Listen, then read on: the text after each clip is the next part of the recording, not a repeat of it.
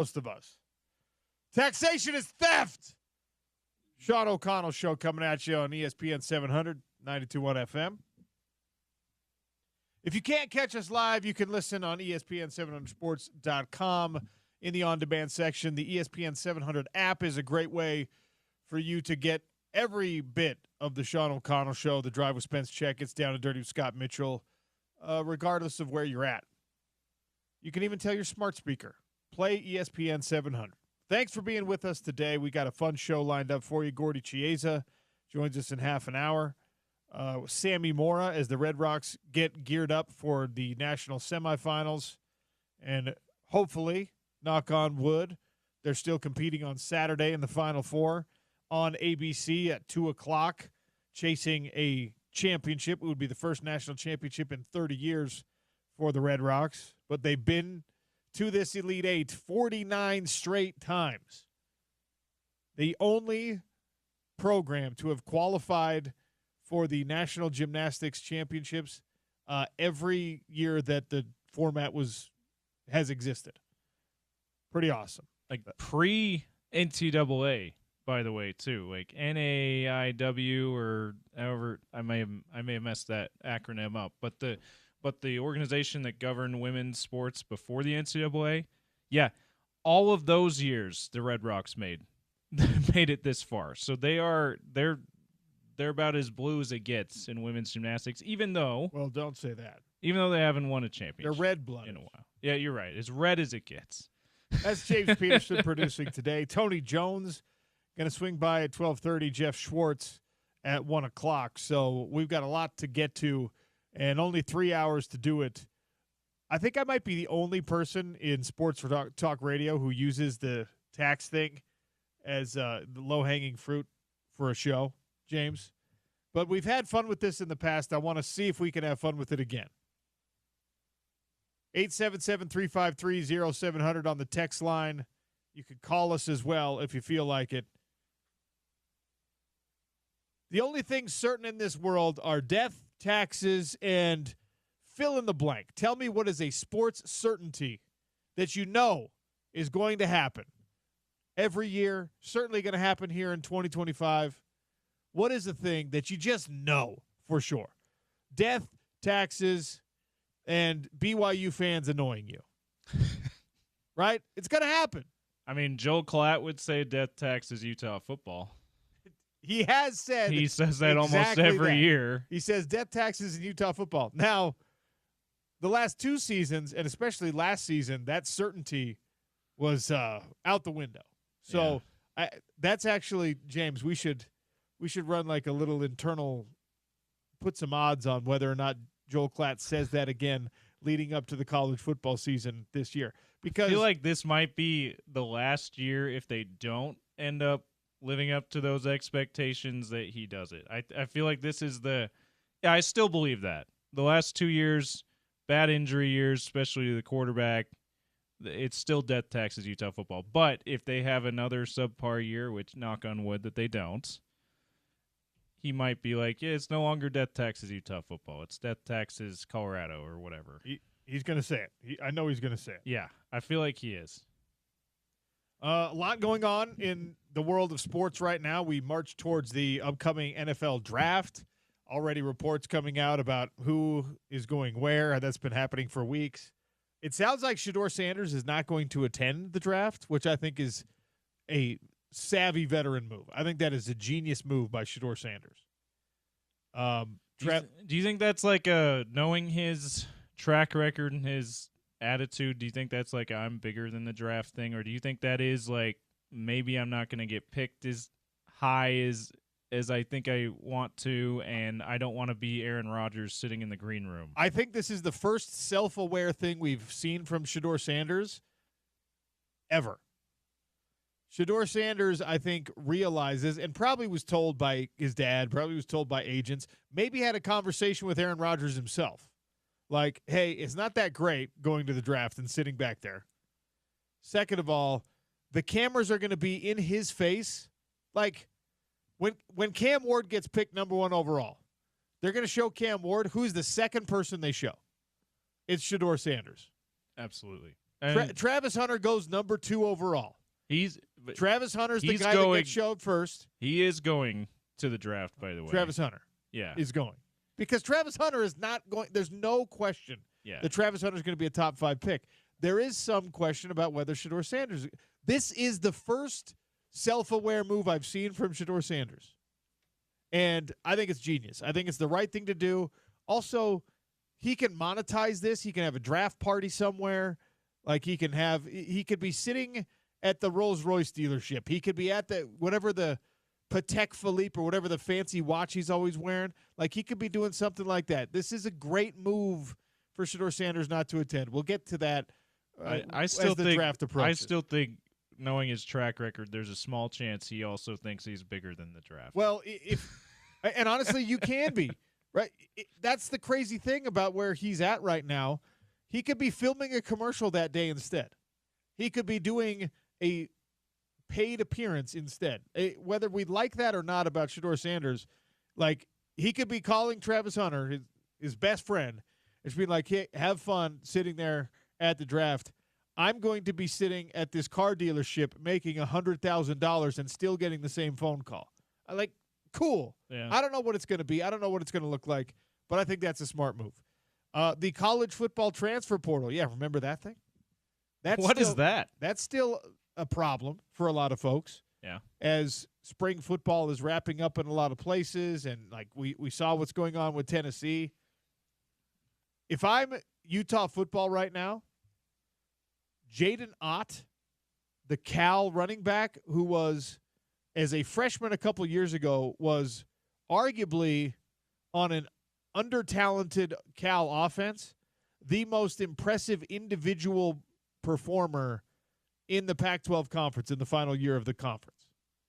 Jaden Ott was a monster, not because there was other options distracting opposing defenses.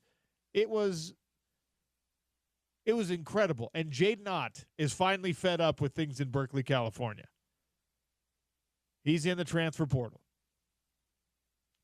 All respect to Wayshawn Parker and everyone else in that room.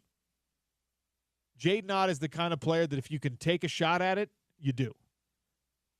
They might have spent too much already. They might not have the available NIL funds to get him because you're going to be going up against some big-time players. USC is going to want this guy. Oregon probably has already talked to him. Hopefully Utah is at least making a case. And the best case you could make with Jaden Ott entering the transfer portal is look at our offensive line, dude. Look at what we have. Death, taxes, and a Utah running game. Oh. Huh? Is that yours? I mean, I'm going to be throwing them out all day. It's yours for the moment. Okay. Absolutely. I hate to say this, but for me, I think the most certain thing in sports is probably that Duke's going to be good at basketball. That Duke's going to be a top 5 team. Death, taxes, and the Utah Jazz not getting the number 1 overall pick in the NBA lottery. Hey, don't do that right now, OC. Don't put that out there. After the wildly successful season they just had, the wildly successful failure of a season that Utah just had, the tank race championship season they just had, OC, how dare you? I may very well be alone in this, James, but I just don't think the NBA is going to let it happen. And I know that there are conspiracy theorists out there who think that my conspiracy theory is sillier than theirs. I know that it's ping pong balls.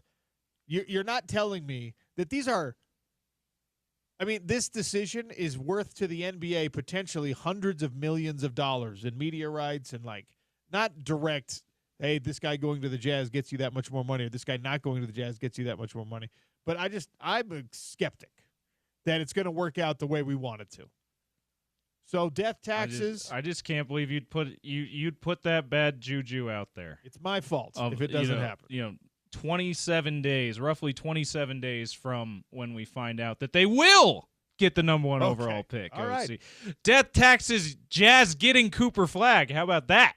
Okay. In your face. All right. You're completing the quote with, you could be certain of 2, well, in this case, 3 things in this world, death, taxes, and the Utah Jazz getting the number 1 overall pick. Yeah. Okay.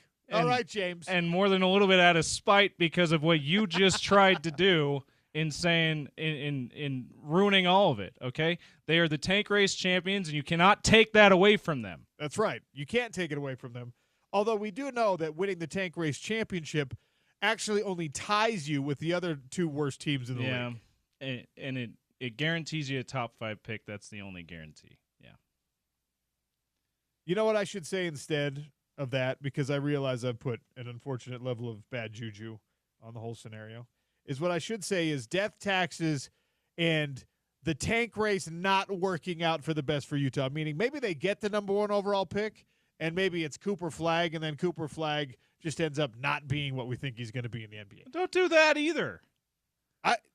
Grievance, OC. Yeah, you can't. It's only Tuesday. No grievances on a Tuesday, James. We save them for Friday.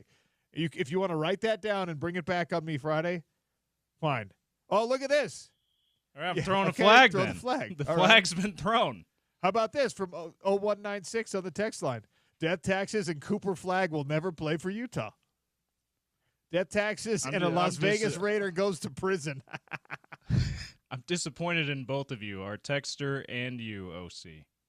Bring it in.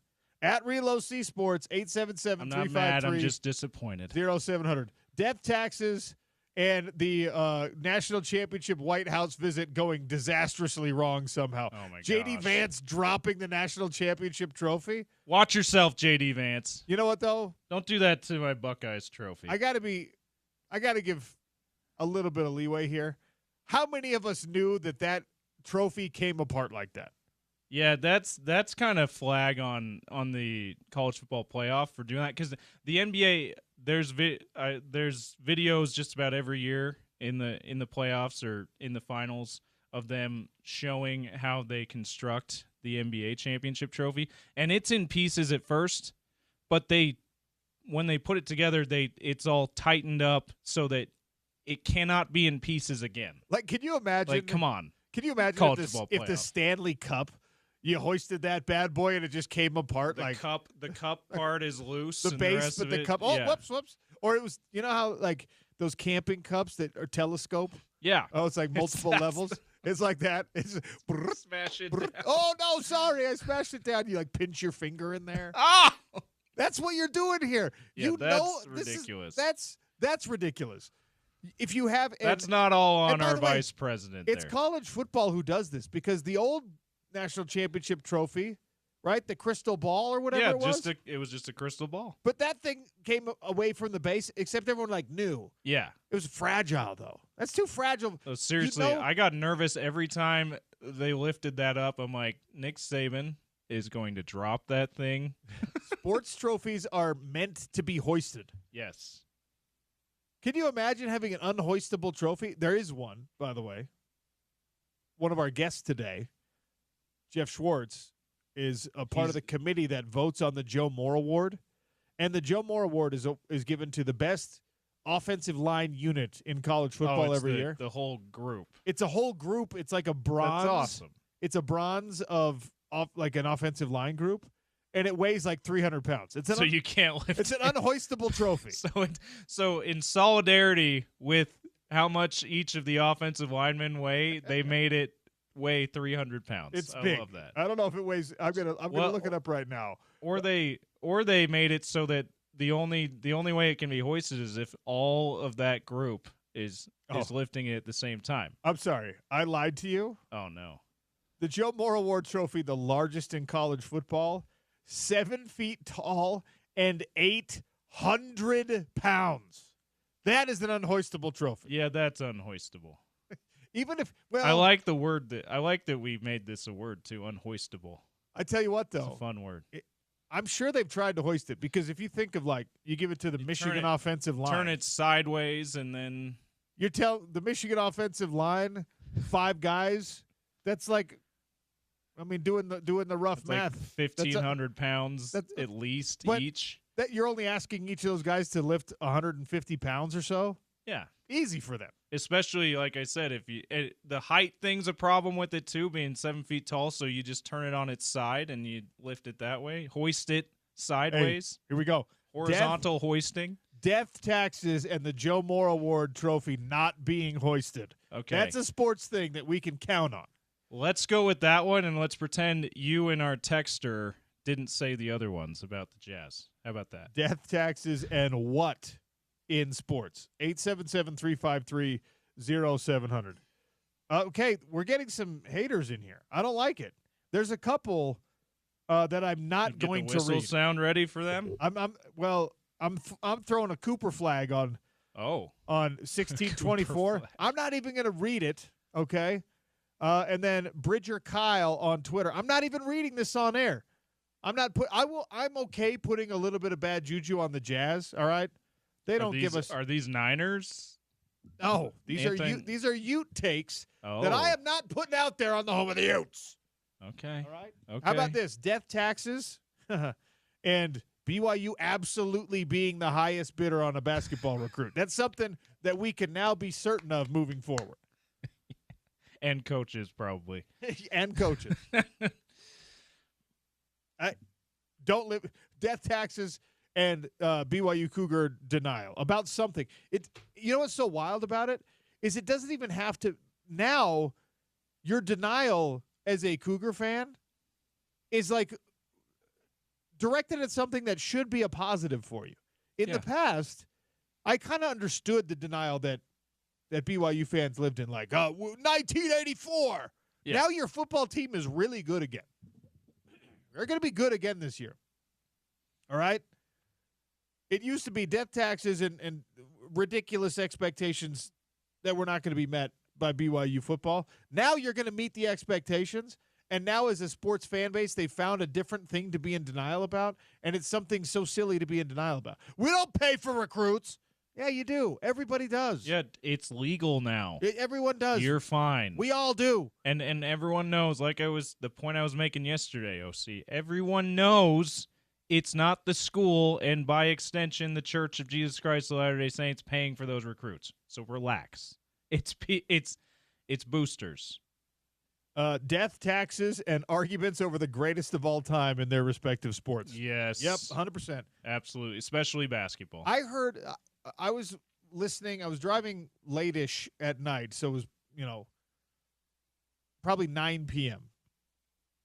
Whoever was having the debate and having the discussion on our airwaves at that point. Oh, it was National Sports Radio? National No Sports way Radio. They're having a GOAT debate on National Sports Radio. The wild one is they were having were having a debate about Alex Ovechkin or Wayne Gretzky. Yeah, that's totally out of hand. And I was just like, okay, come on, guys. What are we doing here? And look. There's no metric other than more goals scored that Ovechkin is better than Gretzky in. And guess what? Team metrics, team goals, individual goals, there's nothing. The thing is, Alex Ovechkin deserves an immense amount of credit for the incredible first ballot Hall of Fame career that he has had. He is the longevity, everything. He deserves a lot of love, right? He's not Wayne Gretzky. Yeah, just stop. Like, Karl Malone wasn't in the GOAT debate. No. Because he had more points than Michael Jordan. He had great longevity, everything but a championship. And even if he had won one of those championships, one of those late 90s championships, potential championship seasons worked out, still wouldn't have been in the GOAT debate. Oh, this is a great one. 1624, you've redeemed yourself with this one. Oh, okay. Because I wouldn't bring the other one to air. Death taxes and the Cowboys overpaying for failure. Oh, I love that one. The Dallas Cowboys just can't get out of their own way. And honestly, I don't want to be morbid about it. Jerry Jones is never going to relinquish control until there's no more Jerry Jones. Death taxes and Jerry Jones always being in control. Death taxes and Jerry Jones imposing taxes until his death. But I'm not confident that even when he's gone, because then it's going to be his family. It's going to be his kids. I'm not confident that they're going to be like, yeah, I've been waiting for this opportunity my whole life. I'm going to hand it over to a GM. Yeah, I did. That seems very unlikely. Who would be the GM that would help the Cowboys actually do what they're well, supposed to I'll do. tell you what they would do. At least go to a Super Bowl. The Cowboys would hire a former player great. They would do the Go Emmitt John Smith. Elway thing. They would do the John Lynch thing, although Lynch never played for the 49ers. Yeah. They would hire a Dallas Cowboy. They'd go Emmitt Smith or Aikman maybe. You'd have to pay Aikman way too much. Yeah. He makes way too much as a lead broadcaster. Such a cushy job too. Like who like he does a really good job in his own right, but who's criticizing Troy Aikman on anything in the broadcast? It's like when you are other than unreasonable Twitter trolls, I guess. With no one of consequence Yeah. is attacking Troy Aikman. Yeah. So that'd be hard to leave that job. But he seems like the obvious one that you're right. They would go with former player, maybe. I'm trying to think of like legitimate GMs that are awesome that would actually fix things, and there's not a lot that come to mind. So they probably would go with the former player if they ever went that way. death taxes and beer on Max Hall's mom. We're still doing that one. Oh my goodness. That's guys. Look, I enjoy making BYU a punchline just as much as anyone else. That was what, 15 years old, 16 years old in now? a good-natured way, by the way, because man. BYU. I know you don't like hearing it on the home of the Utes. I know people get mad at me when I do this, but like BYU's got a lot of Utah football in it right now. Yeah. Well, plus you do have a degree from that institution, From that great institution, from the Marriott School of Business. Yes. Yes. Oh shoot! Should I have not said that? No, it's fine. Oh my gosh! It's fine. I like now. None of our listeners trust you with any of your Utah takes. My biased takes because I got a business degree from BYU. Sorry, I'm sorry I did that. Death taxes and Georgia football players playing GTA in real life in the offseason. Oh, that I don't know if that's gotten enough run here in Salt Lake City because we're not in SEC country. I think people get fatigued on talking about teams like Georgia, teams like Ohio State. On you, James. Georgia scoreboard. Georgia is insane. They've had like 25 players with serious traffic violations. Yeah. It's like a cultural problem that Kirby Smart is just like, yeah. I mean, this is the new Urban Meyer letting Florida Gators run amok under his watch. He just lets it happen down there. And every time that he's asked about it, it's some lip service answers like, yeah, we're taking it very seriously. No, you're not. There are 10 players a year. That's a great one. I didn't think we'd get a Georgia Bulldogs death taxes and some other certainty. I'll tell you what.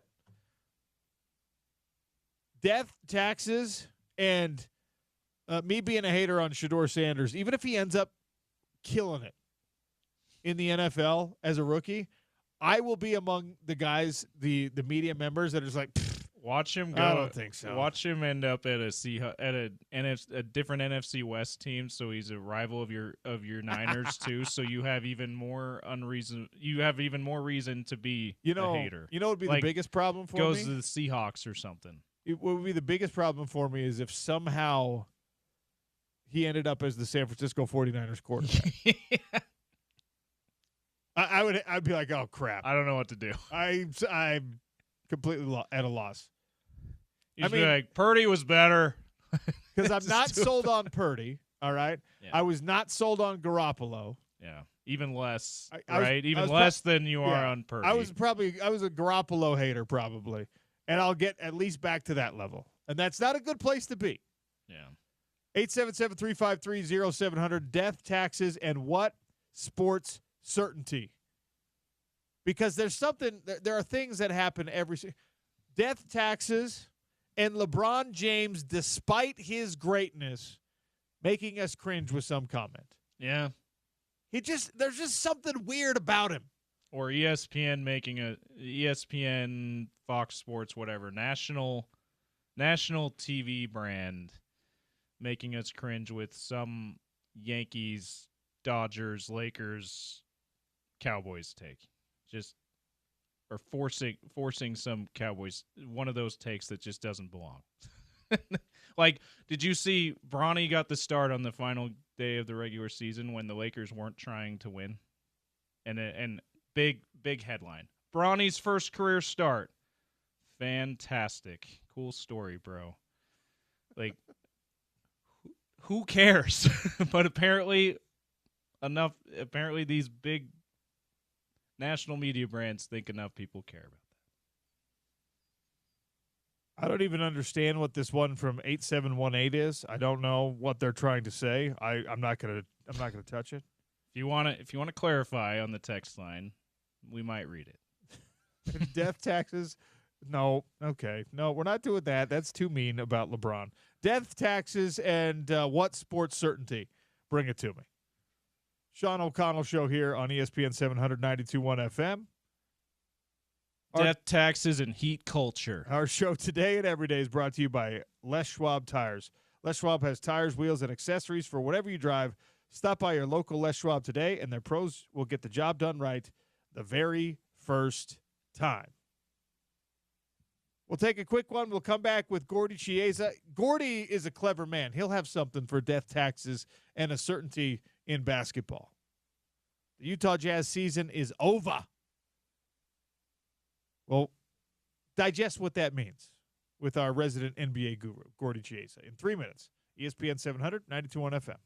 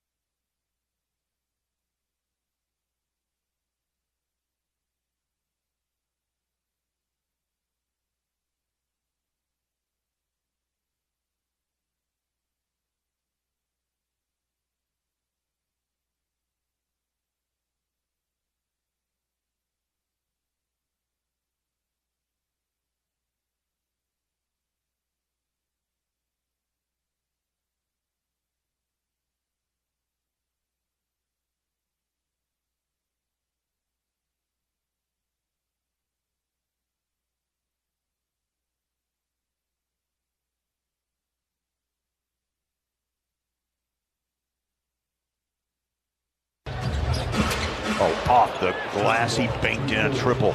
Hey, it's Sunday. They're closed, but they just opened up. They opened up for Bryce. Man, that shot. The bank is open.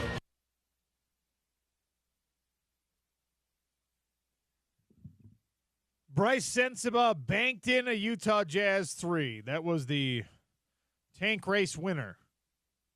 The tank race winner is a loss. I know, it's been confusing all year.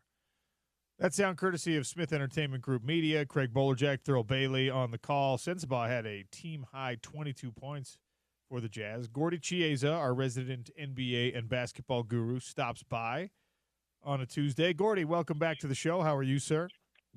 OC, I'm doing fine. Thank you. Gordy, as you know, it is tax day. And every tax day I do something where I say, all right, sports certainties. 2 things are certain in life, death and taxes, but let's make it 3. Death, taxes, and what thing in sports that you just know is going to happen, know is going to be the case every single year? Steph Curry making threes. Perfect. He's good at that. He's the best at that. And, Sean, just like yourself, you travel a lot while working.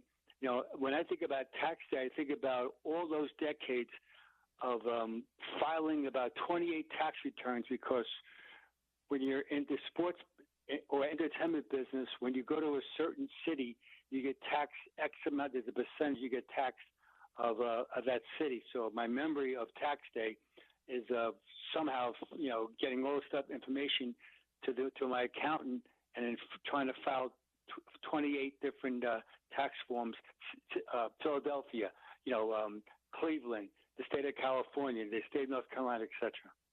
So that applies for coaches as well? I knew that was the case with players. That applies to coaches as well? Oh. Absolutely, exactly right. And also, I'm assuming recording artists, entertainers. If you work in a city entertaining or playing, and you're part of it, you're being taxed, which creates revenue for those cities and states. Gordy, I remember learning this the hard way when I was fighting in the UFC and I had my first international opportunity. A lot of guys don't like to travel to fight, right? They don't like to travel to compete. I was like, this is awesome. I get to go spend however long in Auckland, New Zealand, and then, finish the week off with a fight. Like, yeah, absolutely, I want to do that. And then I learned the hard way why some people don't like doing that, because you got to pay taxes in New Zealand or in Canada or in Mexico or wherever you're fighting. Not ideal. So you can imagine the advantage that certain teams have in the NFL or in the NBA. So say the state of Florida, there's no state income tax on salaries. There's no state income tax in Tennessee. No state income tax in North Dakota. So all these different states have a certain thing, and Nevada also, and that allows them to gain a slight advantage. If things are equal, you're being less taxed. Now, the flip side is California and New York are by far the most taxed states. And still, California finds ways to attract free agents and so I guess that's a testament to how legendary the Lakers are. That's how legendary the Golden State Warriors have become, because people still want to be there and play there, even though it's going to come with a heftier tax bill. That is correct, right? And the reason why, because it's Hollywood, it's the Bay Area, it's absolutely beautiful, and off season is a great place to live, and that makes it very, very attractive for players. Again, if things are equal in money, they're going to lean towards winning, because winning is important in professional sports. If you're an athlete, especially if you're 30-something. And speaking of 30-something, that would be the Golden State Warriors, where they played tonight in the playoff tournament. Do you realize that Steph Curry's now age 37, Jimmy Butler's age 35, and Draymond Green's age 35 also? So these 3 guys are 30-something, and they know they're staring at their destiny. All right, let's talk about the Utah Jazz here for just a second. Wrapped up the regular season with the worst record in the NBA. And obviously that's an ignominious honor. You don't want that to be consistent, but that was the goal this year. They needed to get a top pick. They have tied with 2 other teams now for the highest draft lottery odds. And to me, you got to get – it's not just get Cooper Flagg. We talked about this yesterday, and James, I think, astutely pointed out that maybe you end up picking number 1 overall. Maybe you end up picking number 3 overall. You can go no lower than 5. This pick, though, Gordy, it has to work out in order to justify what you've asked your coaches, your other players, and your fans to suffer through this season. So how many guys at the top of this draft are you confident it'll work out if that's who the pick ends up being?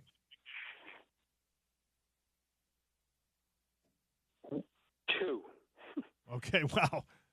Yeah, 2. I mean, again, it's who you play against. So Cooper Flagg is absolutely a once-in-a-generational talent as far as all-around game.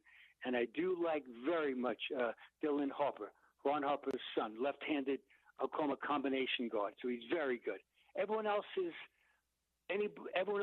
talented young guy that's age 19, 20. They're just so young. I mentioned before about the Golden State Warriors, 30-something. This is a man's league. And even though you have talent, and that's commendable, to help a team win and go deep in the playoffs, it's a maturity factor, and some people mature quicker, others mature later, and some don't mature at all. However, there's always good players in the draft. There'll be 30 to 35 players that will emerge in this year's draft that will play well in the NBA. Case in point would be someone like Kyle Filipowski, pick number 32 for the Jazz.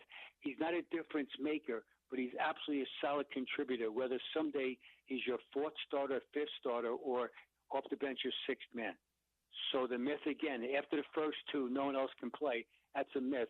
But as far as being difference makers, those 1 or 2 are going to be the guys that will help their franchise get better, most times dramatically. So Will Hardy stated that he plans on being the Utah Jazz head coach until they win a title, and I like Coach Hardy a lot. I think that what he's asked to do this season is really tough. You know better than I what that is actually like, for coaches who have to do what ownership says but are also trying to get the most out of players, but you can't get too much out of players, so you got to bench some of those players. It's just a really odd scenario. And maybe this is an unfair question to ask because of what he was asked to do, but did Will Hardy do a good job with the Jazz this year, with the regular season kind of in the rearview mirror? Did he do a good job given the context? Yes. In other words, he developed the guys where that was part of the mandate. So Isaiah Collier developed very much. So did Kyle Filipowski. So did Walker Kessler. Those 3 guys got dramatically better during the year, and that is encouraging. Now, from a team standpoint, they've got to address this issue. They haven't done it in the last 2 years. The Jazz are 30 in the NBA, the worst team in the NBA allowing points per game at 121.2. The Jazz are worst in the NBA defensive rating at 120.4, and the Jazz commit the most turnovers in the NBA at 17.2. And just one more stat quickly is that the Jazz allowed the most three-point shots per game in the NBA at 14.9 made threes. And so even though we say these guys are developing offensively, commendable, and that's good. That's part of it. But you've got to get everybody defensively involved. Otherwise, you're not going to be as successful despite these guys developing. Gordy Chiesa, our resident NBA guru, is the guest on the Sean O'Connell Show, talking all things basketball. So for the Utah Jazz and the fan base that is waiting with bated breath for just less than a month away now, the NBA draft lottery, and the news is whether you'll pick number 1 overall, number 2 overall. I guess another thing you're waiting on is to see if Cooper Flagg is actually going to put his name officially in the draft. He said in several different interviews that he's going to take some time and think about it. There's no actual concern that he's going back to Duke, right? No, absolutely not. That's just gamemanship by his agent. That's agent talk. As far as saying what him to say that is that he's coming out. He's the first pick of the draft. He's ready to help an NBA team. And the question is, who will draft him as far as the lottery guards? And we know that magical day, Sean, on Monday, May 12th. That's the NBA draft lottery selection order. So Cooper Flagg's coming out, and he will automatically help a team be competitive quickly. Not champions, but be competitive. Let's not forget Victor Wembanyama, we all love. That guy is very good. And so far, the Spurs, I know we got hurt with the blood clot this year. The Spurs have missed the playoffs now 6 straight years in a row, and they're the model franchise. Gordy, what play-in games or play-in matchups are you most looking forward to? Atlanta, Orlando, Memphis, Golden State. What do you like? I like Golden State and Memphis. See, Golden State, these guys, they're veterans. And Jimmy Butler, when he came to the Warriors, they were 23-7 with him playing this year. And so I think they're going to knock out the Grizzlies tonight and be the 7th seed. So when you're the 7th seed, they're playing the Rockets starting on Saturday. So I do think they're going to win tonight. And that'll be a fascinating series with the Golden State Warriors, with their veterans versus the young upstart team of the Rockets. So that's the game. It's on TNT tonight at 8 p.m. And the first game for all the basketball junkies like you and I, it starts at 5:30 on TNT. Atlanta versus Orlando. Now, Orlando, I like about them is that Paolo Banchero is very good. So he plays in the East. He missed this year 34 games, and it set him back. And so Orlando plays rugged defense. And so they should win tonight against the Atlanta Hawks, and then they're going to play the Celtics in the second round, and the first round, and we'll see how it plays out. What's the list today, Gordy? All right, list today is the NBA most popular jersey sellers for the 24-25 season. So this is absolutely important from a player standpoint, branding, and also for the NBA to make money. And so it happens every year. Season's over. They do all the revenue sales. It's the top 10. Number 10, as far as most popular selling jerseys for this past season, Nikola Jokic, Nuggets, that famous number 15. Number 9, Shai Gilgeous-Alexander of the Thunder, number 2, his jersey. Number 8, he's playing tonight for the Grizzlies, John Morant, number 12 jersey. Number 7, Anthony Edwards versus the T-Wolves, number 5 jersey. The 6th best jersey seller in the NBA this year is Victor Wembanyama of the Spurs with his classic number 1 with the unbelievable global reach. The 5th highest jersey seller is Jalen Brunson of the Knickerbockers, number 11 jersey. The 4th best seller, Jason Tatum of the Celtics, number 0 jersey. Number 3, in his 22nd season in the NBA, LeBron James is 3rd jersey seller, Lakers, with his iconic number 23. The 2nd most jersey seller in the NBA is Stephen Curry of the Warriors. We all know his number 30. And the number 1 player this year with an unbelievable global reach as far as the jersey seller is Luka Doncic of the Lakers with his unbelievable jersey number 77. So there's 4 guys on this list that are from foreign countries. Nikola Jokic, Serbia, Shea from Canada, Victor Wembanyama, a Frenchman, and Slovenia, Luka Doncic. Quickly. Here's the next 5 guys that someday might be in the top 10. They should be Donovan Mitchell, LaMelo Ball, Tyler Hero, Cooper Flagg, and Kate Cunningham. And the number 1 all-time jersey seller is the iconic number 23 of Michael Jordan with the Bulls. Everyone else is a distant second. So that's my list of the day. And here's the last point about this, is that people always ask me when who gets the money for the jerseys? Not the players. The jersey money is all put together, and it goes back to the NBA as part of the revenue sharing by the CBA of the bargaining agreement. So the individual players don't share in their jersey selling, but the whole league does, and that's part of the salary cap. It's redistributed back to all the players, but not the top players. who made the most, they got the most sales, but they get it back as far as that. However, the players' individual sneaker deals and individual other deals is not part of the NBA. They benefit from their own greatness. Yeah, it's got to be. I mean, this has been a dispute for a long time. Guys that see, their jerseys flying off the shelves and they don't monetize that aggressively. You don't get a bunch of extra money for it. That would be a tough thing to swallow. And that was a tough thing to swallow for a long time in college sports. And now they've monetized the merchandise that is sold with their name and number on it. It's really interesting. Very much. So what happened, Sean, was that's part of the CBA agreement, and that's what they call. They assign their likeness away. So when you're part of the players' union, when you sign an NBA contract, you're saying, again, simplifying it, is that all the revenue that's produced, they have a formula, will be divided 50% to the owners and 50% to the players. And part of the jersey sales, cumulative, is a component of the CBA. But so Luka Doncic, he gets money from it, but not what he earned himself. And again, Michael Jordan's number one is not even close as far as he's the only person that jersey you can make a discussion that he deserves every penny of it.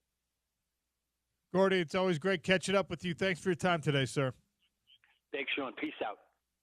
Gordy Chiesa, he's the man. All right, for the hot lunch, it's getting to be list season. It really gets aggressive during the summer, but there's a list of the greatest college football players of the 2025 season. We'll tell you who in the state ranked highest next on the Sean O'Connell Show, ESPN 700, 92.1 FM.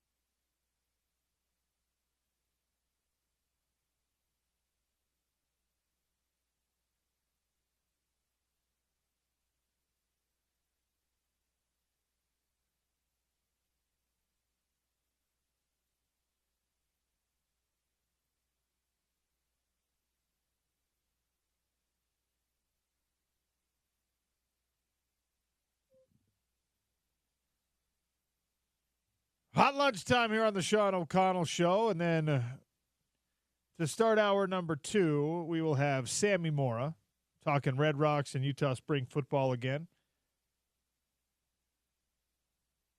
CBS Sports put out a list of I love these.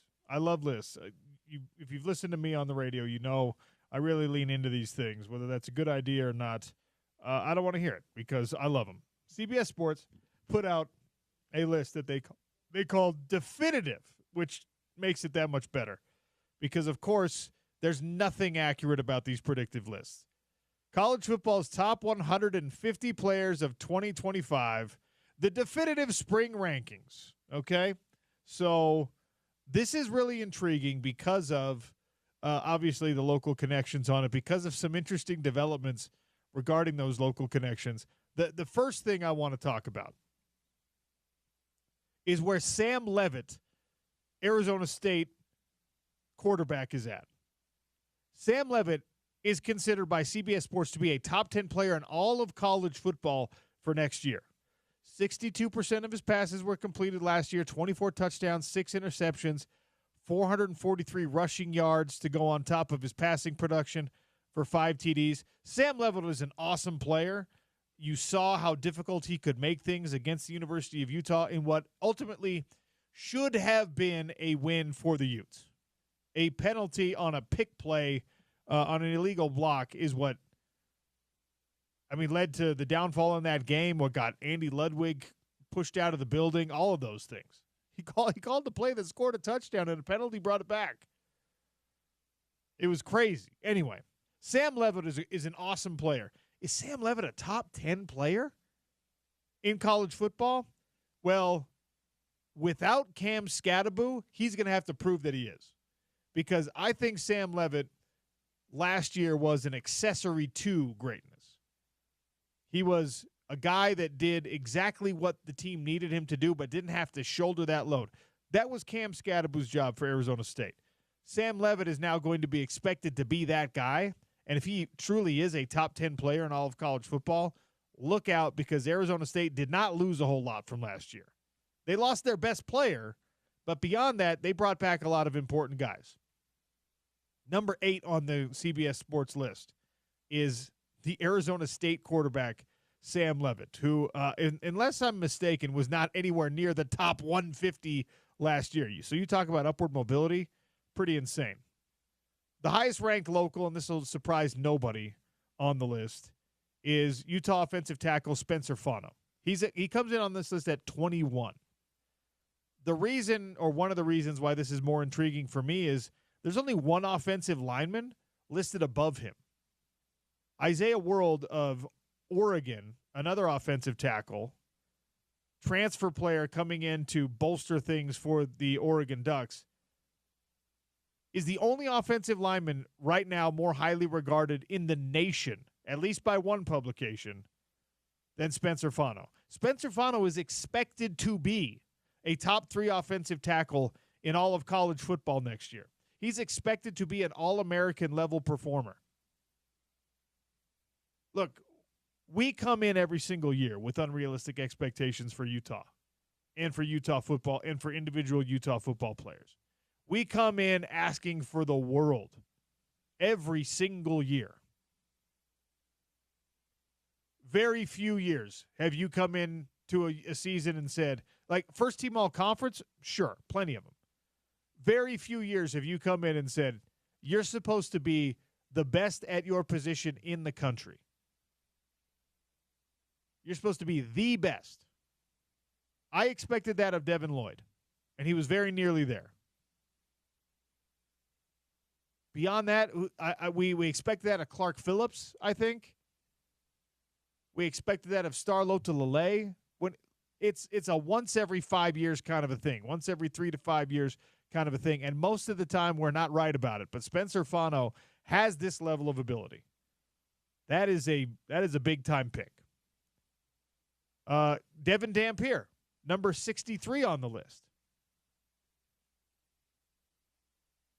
Jake Retzlaff of BYU, number 100 on this list. And remember, it goes to 150. Caleb Lomu, 127, left tackle for the University of Utah. Lander Barton, 139. Okay, so parsing this out, who could play highest above their current ranking? Definitively easy to pick. That's Lander Barton. Well, Caleb Lomu also could be a top 50 player in college football this year, and he's 127 right now. Jake Retzlaff at 100 feels like CBS Sports has an axe to grind with BYU, if I'm being honest, because Jake is he's the only guy. He is not BYU's best player by any stretch of the imagination. The idea that BYU only has Jake Retzlaff on this list instead of, I don't know, Isaiah Glasker being in the top 50 is pretty insane to me, if we're like, getting frank about it. There's no Chase Roberts on this list. There's no Jack Kelly on this list. I mean, Glasker is the most glaring omission. And I know I made the point several times last year, and I think it's an important point to make. BYU did not rely on star individual performers to have the 11-win season they had last year. So I don't think they're going to just hope for a bunch of like star individual performers to emerge this year and to get a lot of love that way. But come on. You didn't have to sell me that Isaiah Glasker was one of the best players in the conference. He just was. He affected plays even when he didn't make the tackle, when he didn't pressure the quarterback. Like there are just guys that are affecting games. He was a little baby mini Kyle Van Noy. To say that he's not a top 150 player in all of college football is bananas to me. As far as other Utes that could find their way onto this list, Smith Snowden, to me, is that guy. I've got really high hopes for Rabbit Evans. I've got really high hopes for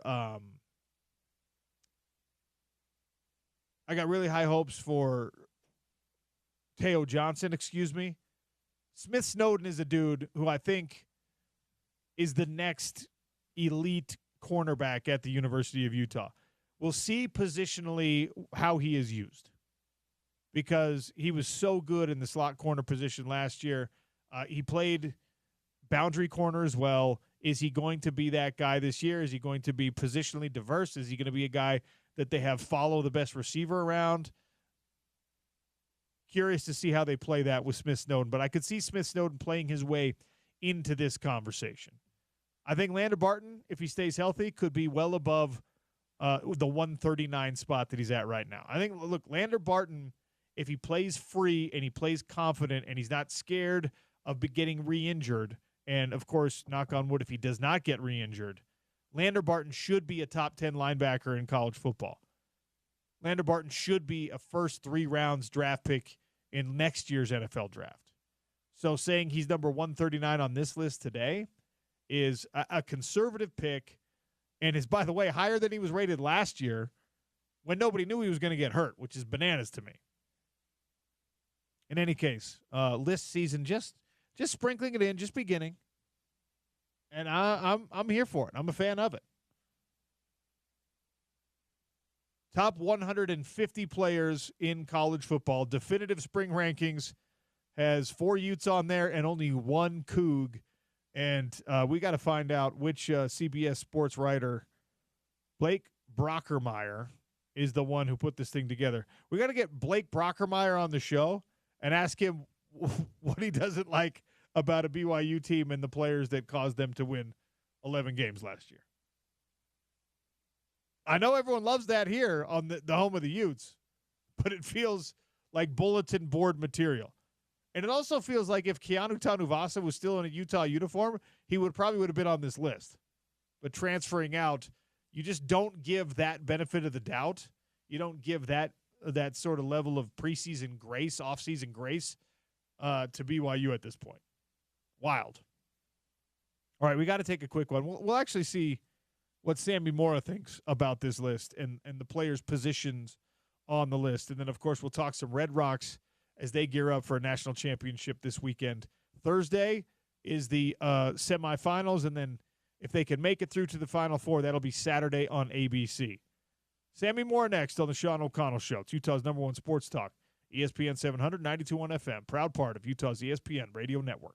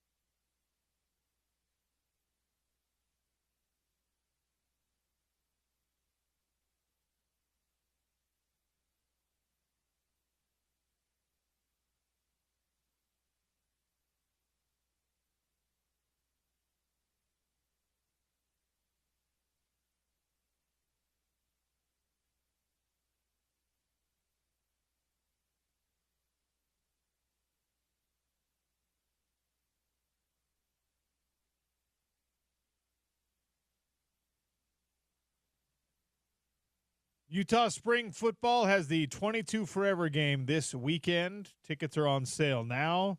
Proceeds from the game go to support the 22 Forever Memorial Fund, Scholarship Fund in honor of Ty Jordan, Aaron Lowe.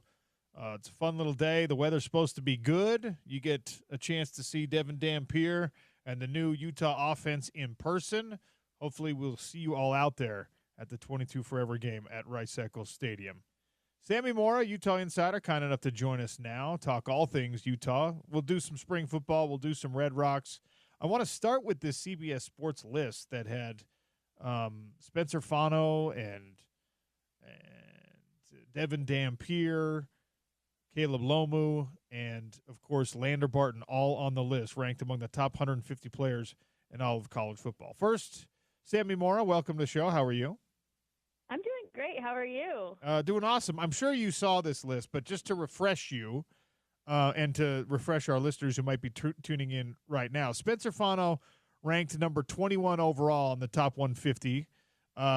Devin Dampier, number 63. Caleb Lomu, number 127. And Lander Barton, number 139.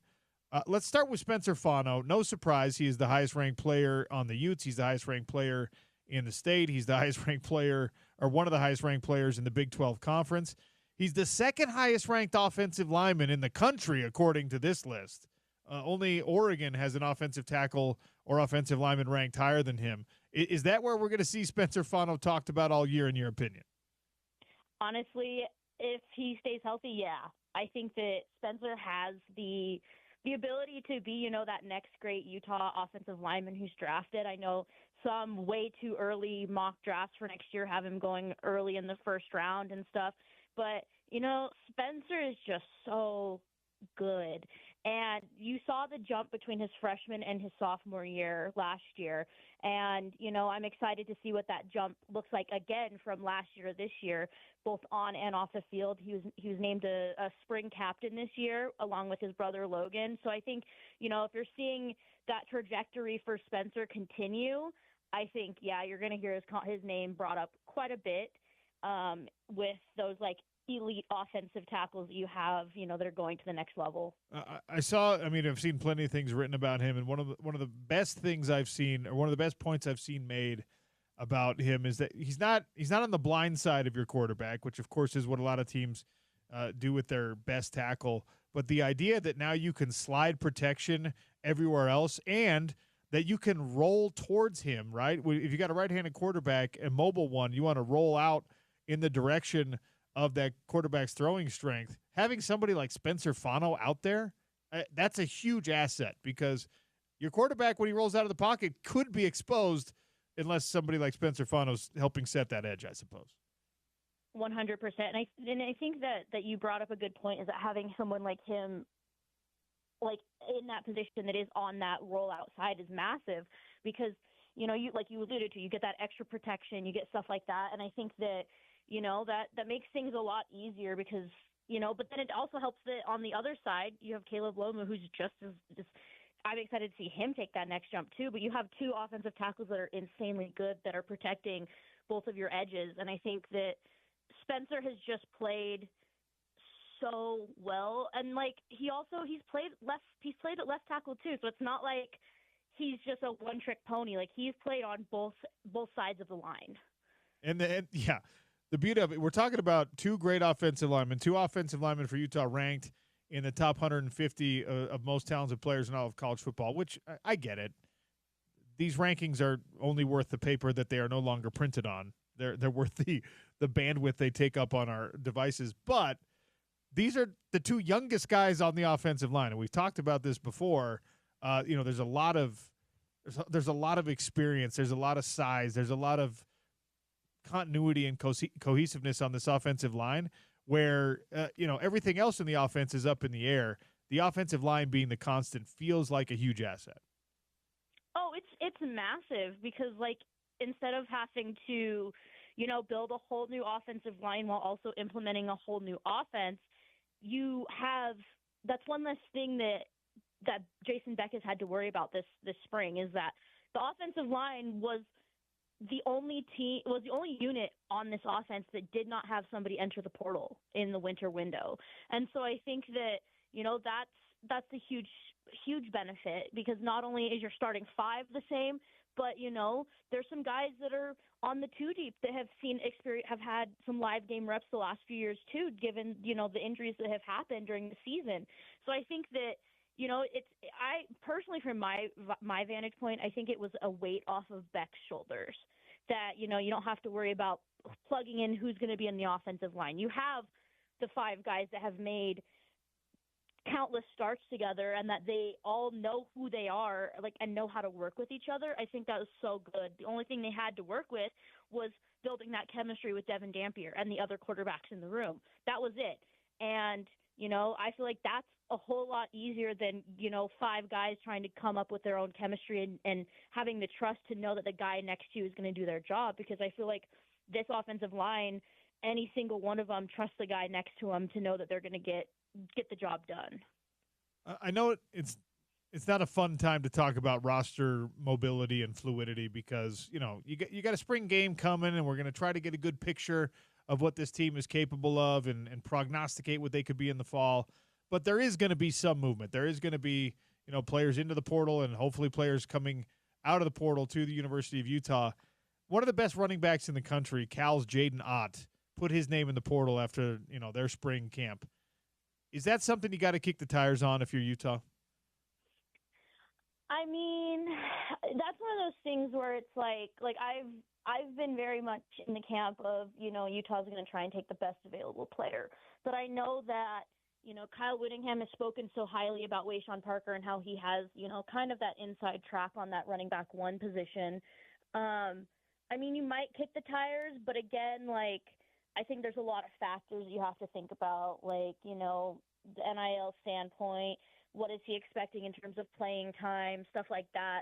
Because, I mean, you got Wayshawn Parker out of the portal in the winter window, and he was one of the highest rated running backs in the portal in the winter window. And so it's not like you're grasping for someone who can come in and be an immediate starter in the running back room. I think you're in a good position with Wayshawn and Nakari and Devin Green and Daniel Bray. I think those four make a really good, group of running backs. So, I mean, you might kick the tires on it, but I don't think it's going to be like you're pushing in all your chips for him.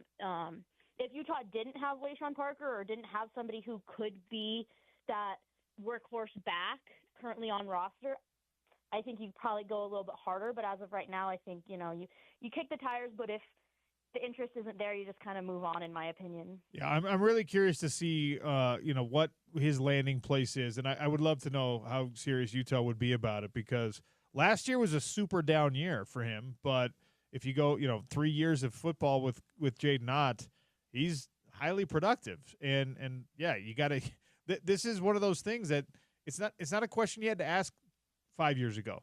But is the bird in the hand worth more than two in the bush with the potential of somebody like this? And it doesn't have to be Jaden Ott. You could plug any great running back name in here. Martinez, who transferred from Oregon State to Miami last year. There were a lot of people who thought he should stay because the fit was there, the offensive line was there, et cetera, et cetera. And what message are you sending to your roster, not just your running backs, but to your roster?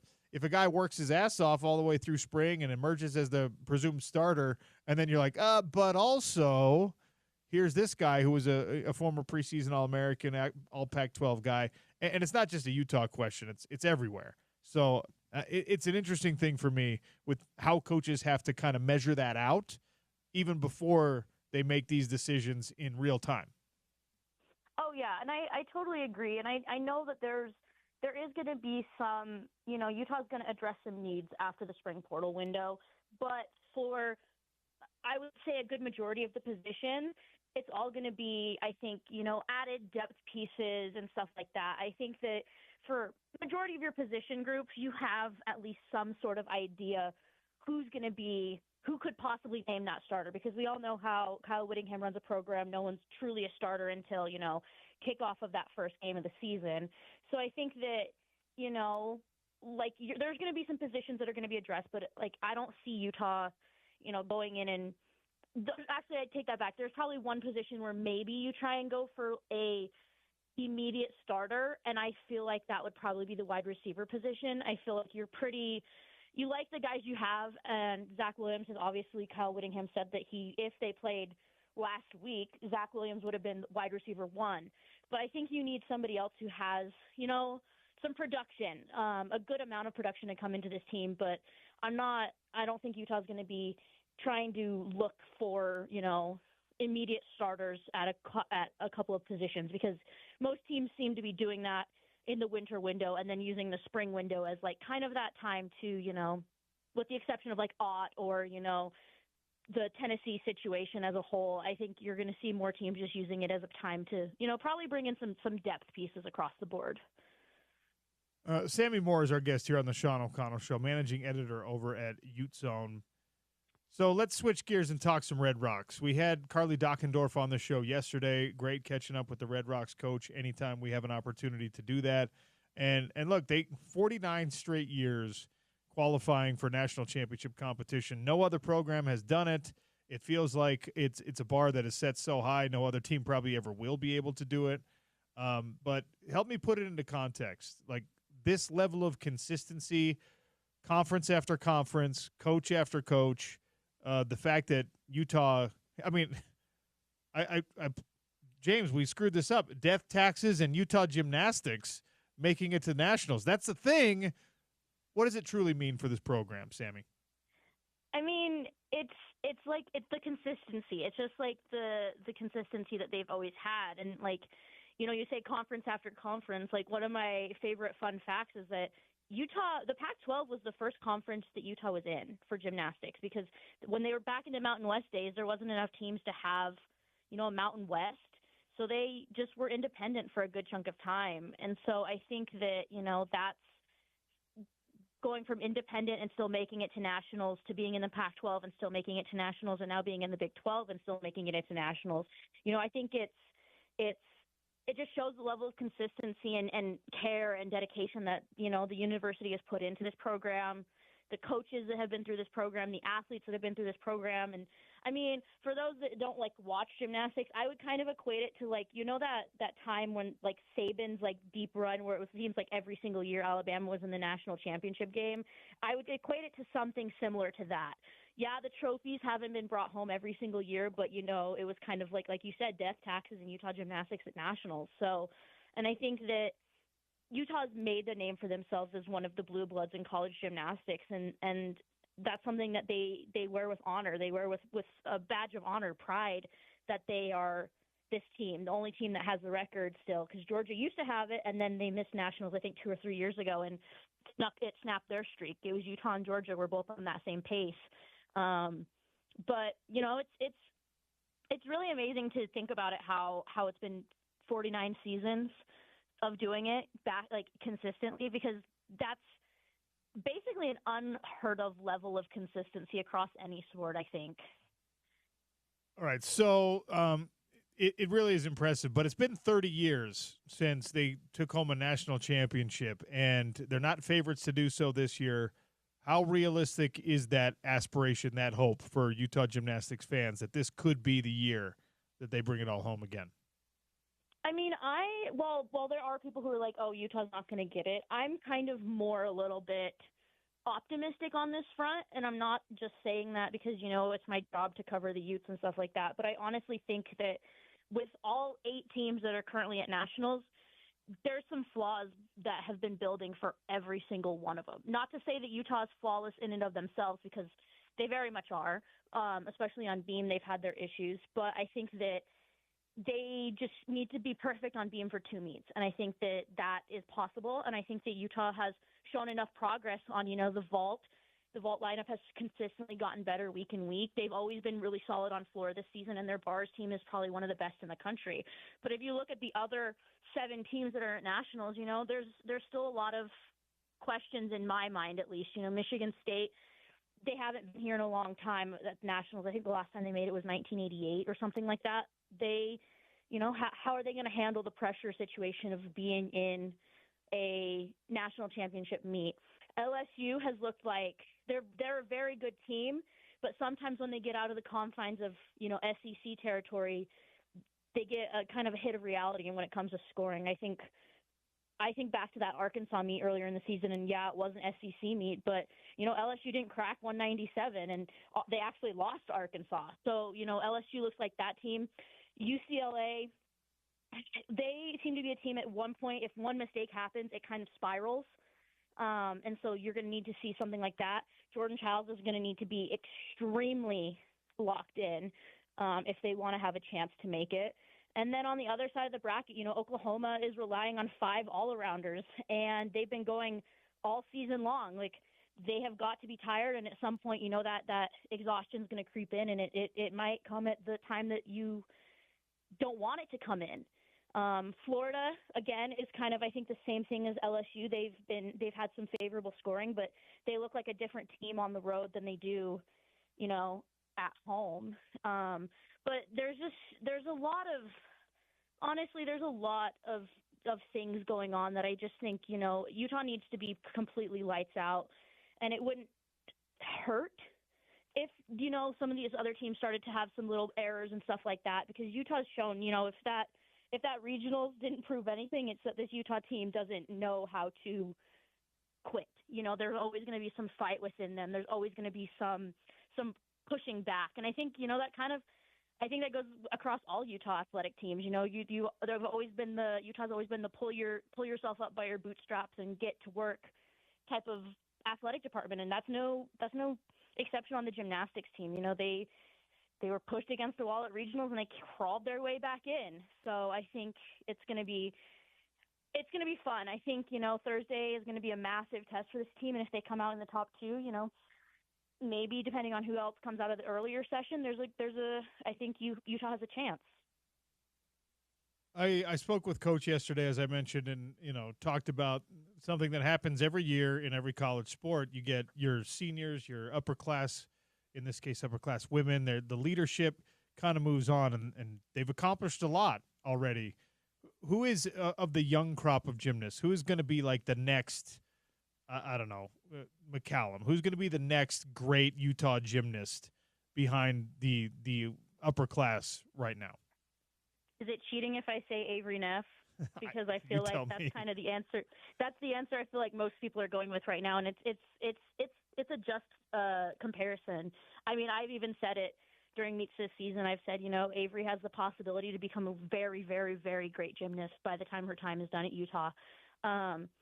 If you look back at the trajectory of just this season for her, she started out kind of, her first meet of the season was a little wobbly, and then she started picking up steam, and then she had her ankle injuries, and now all of a sudden she looks like she didn't miss a couple of meets. She looks like she's superhuman. She was back out there doing the same stuff. Yeah, she's had to adjust some of her tumbling and stuff due to like the lingering side effects of a pair of ankle sprains.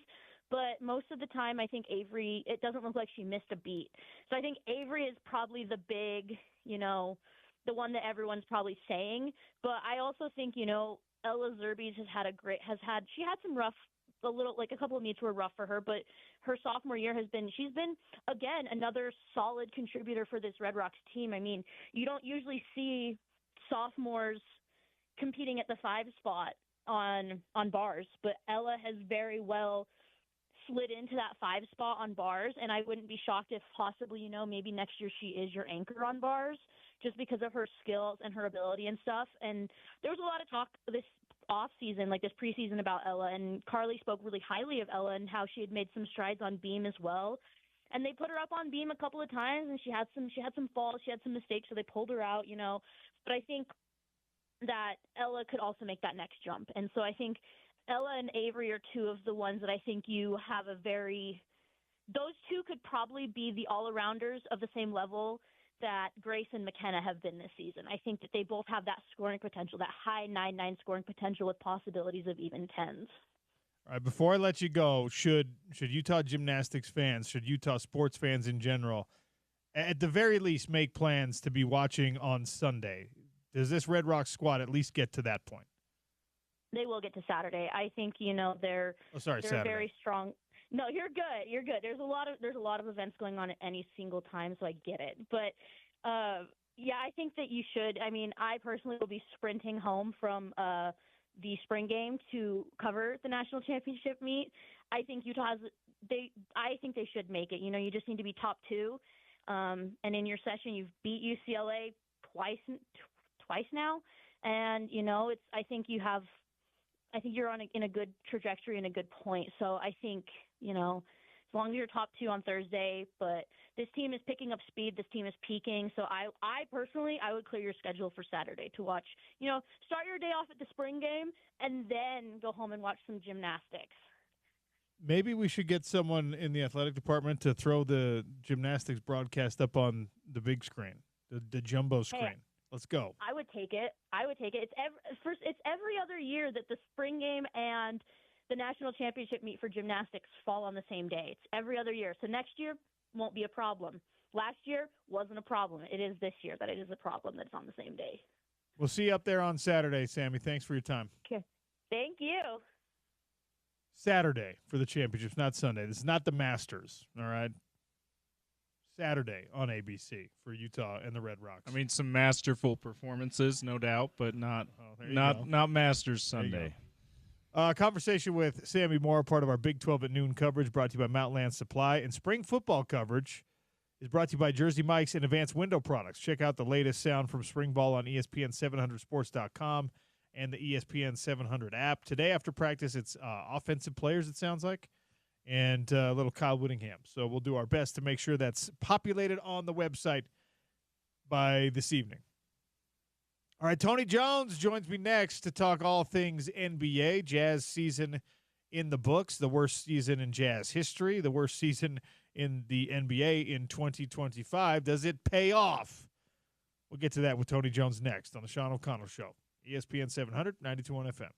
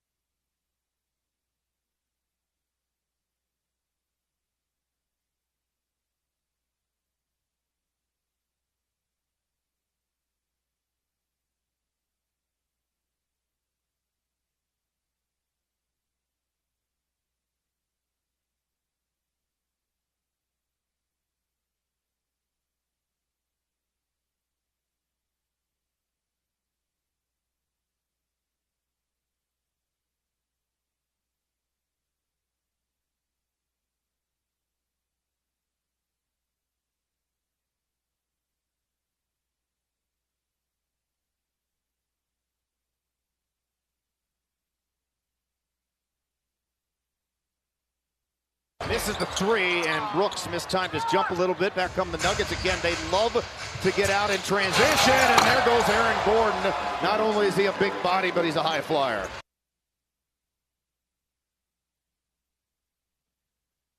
Little highlight coming at you there. Aaron Gordon, fast break dunk as the Nuggets won over the Rockets in the season finale.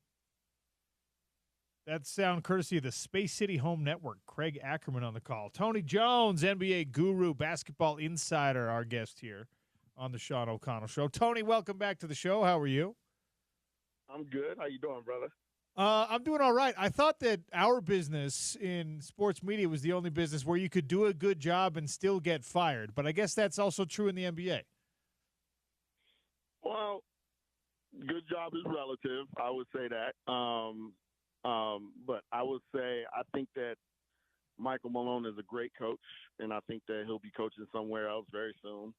But you know, the style of coaching that he has an expiration date, and you know, it says a lot, like you said, that you know he's such a great coach. But I saw this firing coming a mile away. Now I was surprised at the timing. I didn't, you know, in no world did I think that he would get fired with time left in the season. But there was also no world where I thought that he was going to be the head coach of the Denver Nuggets next season. Who is the right fit for the Denver Nuggets next season? There's all this conversation now, and I guess we're doing it now maybe because the firing happened about how like Jokic is the only guy who's won MVP awards without all-star teammates. He's won championships without all-star teammates. So there is a relatively unique roster makeup as long as you're talking about contenders here. Who's the right type of coach to handle whatever that is they have going on in Denver? Well, I mean, if you ask every player in that locker room, they're going to tell you David Adelman, who's currently the interim head coach. And, you know, the reason, one of the big reasons why Malone no longer has a job in Denver is that the veterans, you know, got pretty weary of him, particularly the core four. And when I say the core four, I'm talking about Nikola Jokic, Jamal Murray, Michael Porter Jr. and Aaron Gordon. But those guys love Adelman, and you know, it's really, you know, the one thing I would caution is it's really hard to be a player coach and to, you know, be a player's. It's hard to be a player's coach as an assistant and then the real coach, you know, because, you know, when you're an assistant, you're the player's coach, you know, guys come to you to complain about the real coach. But now you're the real coach. So now guys are going to complain about you. So it remains to be seen what kind of job Adelman does in this playoff run. He's got a heck of a coaching matchup with Ty Lue from the Los Angeles Clippers, who I think is probably the best playoff coach in the NBA. But, you know, the Denver players, they really love him. They really like, you know, what he brings to the table. And, you know, and I asked David Adelman, you know, about going into the head chair, even on an interim basis. And he said, it's not that different from, you know, normal because, you know, he basically coordinated the offense.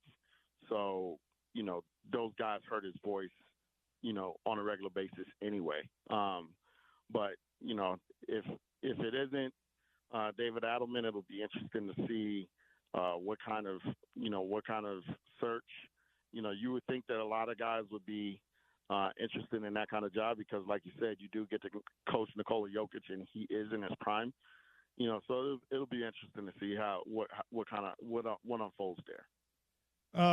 Is Jokic the influential star that some of the other guys that are his peers as players when it comes to, like, I mean, LeBron gets to tell you who to hire as a coach, right?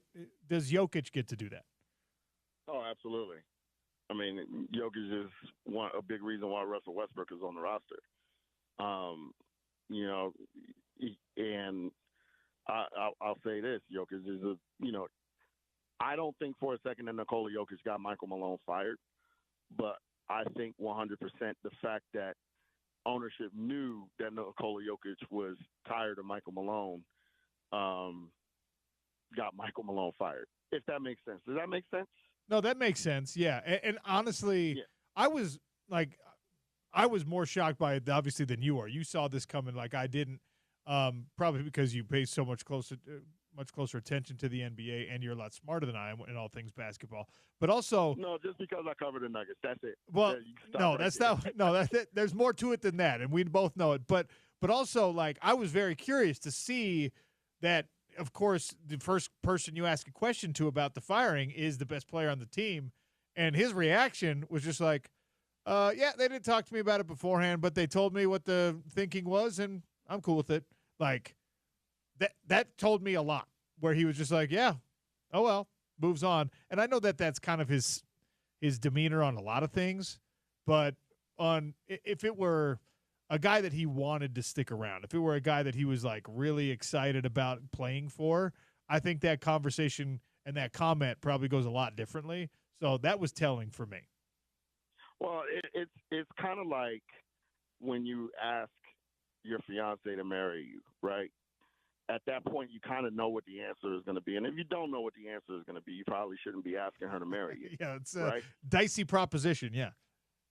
So, did they call Nikola Jokic and say, hey, we've made the decision to fire Michael Malone? Of course. And then Nikola Jokic said, okay, I respect that decision. Of course.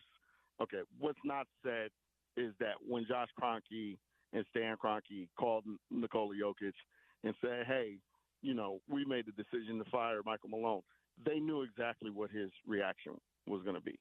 And not only that, they called him first. They called him before anybody else. They called him before they fired Calvin Booth.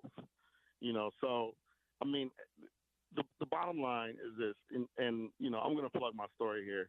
Go to The Athletic, read my story along with Sam Amick about, the firings, the inside story about the firings of Michael Malone and Calvin Booth.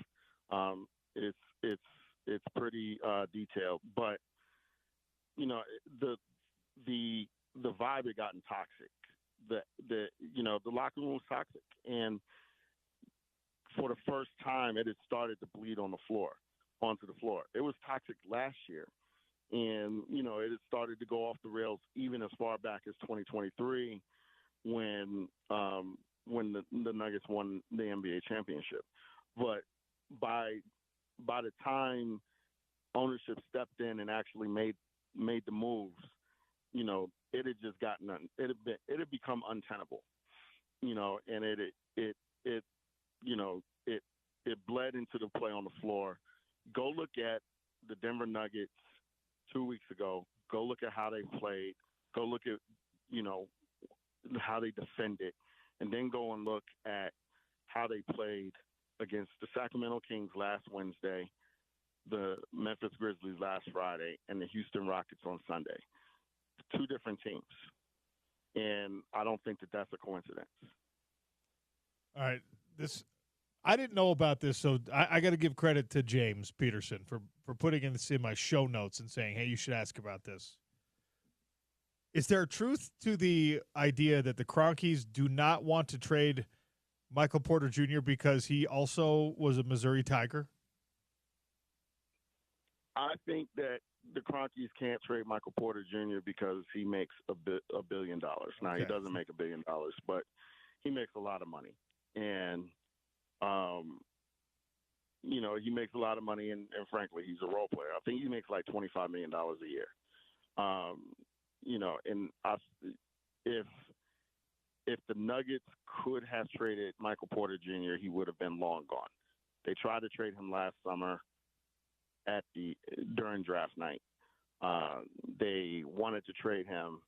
During the trade deadline season. Now they couldn't, so of course they have to say publicly, "Hey, we really don't want to trade Michael Porter Jr." And it is a dicey situation. It's a dicey proposition trading him because he truly is one of the best shooters in the league. Like a Lauri Markkanen, even though I think Lauri Markkanen is a lot better a player.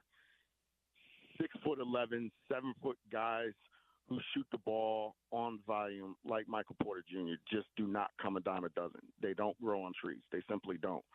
So, from that standpoint, it's a dicey proposition.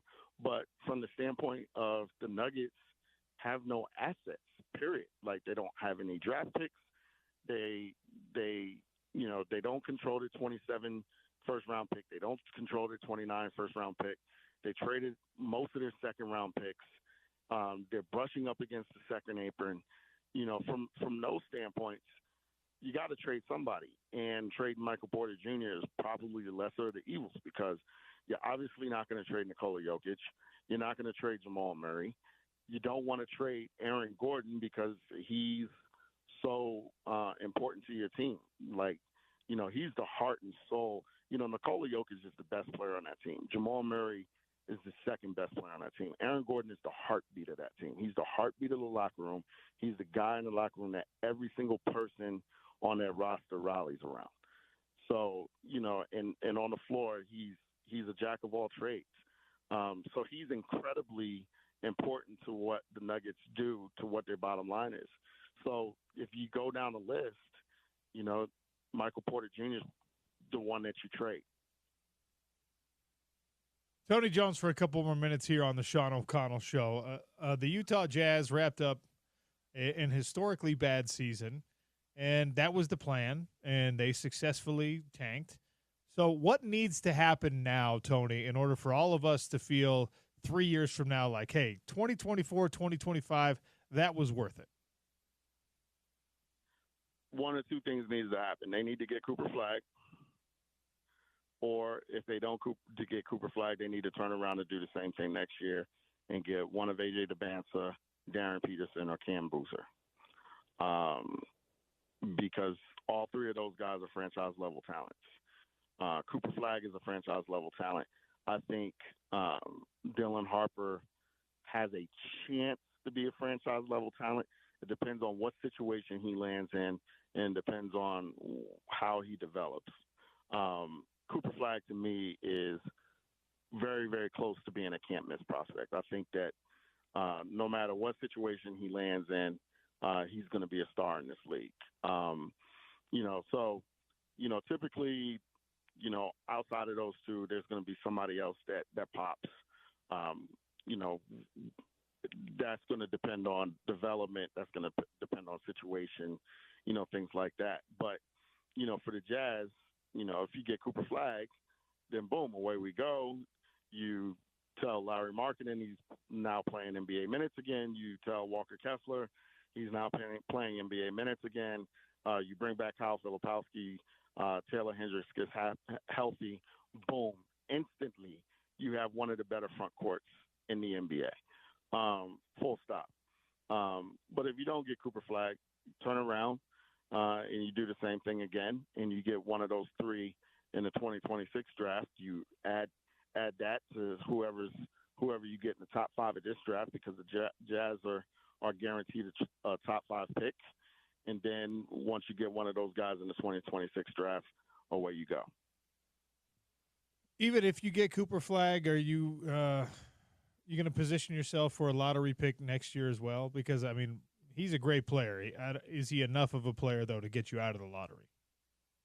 I think Cooper Flagg affects winning enough that if you were on the Jazz and you were playing Larry Markkinen NBA minutes and you were playing Walker Kessler NBA minutes, you were going to win 30 to 35 games by accident. I think Cooper Flagg is that good. Wow. What the Jazz are going to have to figure out is their guard situation. My guess is if they do get Cooper Flagg, I think they go out in free agency and they go and get themselves a veteran point guard, somebody who, is real live experience at running real NBA offenses. And, and I think that, if you're the Jazz, you're probably winning 30 to 35 games next year. Cooper is special because now he doesn't have a weakness on either side or either end of the floor. And he does so many things from possession to possession that don't show up in the box sheet that leads to winning. And You can play him so many different ways, so many different directions. He's truly a special prospect. He's the best college basketball freshman that I've seen since Anthony Davis, and maybe going all the way back to Carmelo Anthony. I think he was better as a freshman at Duke than Zion Williamson was at Duke, and Zion was the best player in the country. And I think that wherever he goes, he's going to fall out of bed, and he's going to fall into 15 points, 5 rebounds, and 5 assists a game. And that's going to be his floor, and he's going to have tremendous upside to go with that floor as well. So, if you get Cooper Flag, you're not tanking. You're going to win. You're going to win basketball games unless you're sitting Cooper Flag as well. And we all obviously know that that's not going to happen. What can I do to get the Phoenix Suns to hire Kevin Young and get him out of Provo? I don't think Kevin Young would go to Provo right now if you begged him to. And listen, you're as well versed in this as well. Let me ask you a question: what coach is taking that job? Well, I mean, a guy getting his first head coaching opportunity in the NBA, presumably. Exactly, Johnny Bryant, right? Like that's a Johnny Bryant job. And Johnny Bryant's probably too smart to take that job. Johnny's like, I ain't taking that job. I'm going to take that job and I'm going to get fired in 2 years. Like, the owner is a maniac. Matt Ishbia is a maniac. Like, he's proven that he's a maniac. So why are you going to work for that guy at this point? They have no assets. They're going to have to trade Kevin Durant. They're probably going to have to trade Devin Booker, and try to start over. Only you don't have any assets to start over with. They have just given the Houston Rockets a chance to get Cooper Flag. Like, the Rockets have their pick unprotected. That trade is aging horribly for them. I mean, that is as bleak a situation as there is in the league. They're paying 3 coaches. I just, unless you just want to go and get a quick check, I don't see why you go to Phoenix right now if you're a head coach. Well, you've dashed my hopes and my dreams for an easier path to success for Alex Jensen in Utah. But thanks a lot, Tony. I'm really sorry. I know I have to be better. I will be better in the future. Always appreciate you, Sue. Thank you for your time. Yes, sir. Appreciate you. That is Tony Jones, NBA, Utah Jazz, Denver Nuggets insider over at The Athletic. Friend of the program, one of my favorite guys to talk basketball with. All right, lots left to get to. Travis Hunter is saying something absolutely crazy to NFL owners, GMs, and coaches ahead of this upcoming draft, and I believe him when he says it. I'll tell you what that is next. Reminder before we get out of here, Festival of Tees powered by the Utah Golf Association means we're giving away free rounds of golf to the best courses in the state. Down and Dirty with Scott Mitchell, the Sean O'Connell Show right here, and the Drive with Spence Checketts, 2 to 6 every day for your chance to win some golf from the Utah Golf Association and the Festival of Tees. Eugene from Top Local Roofing is going to join us, and I'm going to tell you the insane statement from Travis Hunter next on Sean O'Connell Show, ESPN 700, 92.1 FM.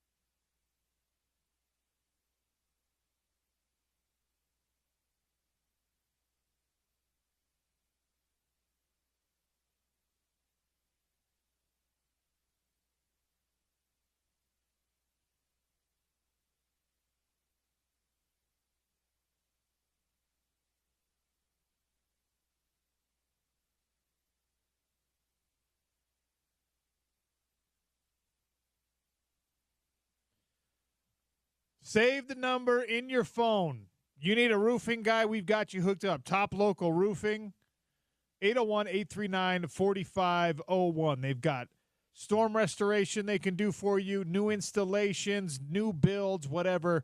Financing options are available. Eugene from Top Local Roofing, kind enough to join us, talk about what they have going on right now. Eugene, welcome to the Sean O'Connell Show for the first time. How are you? Good. How are you doing today, Sean? I'm doing all right, man.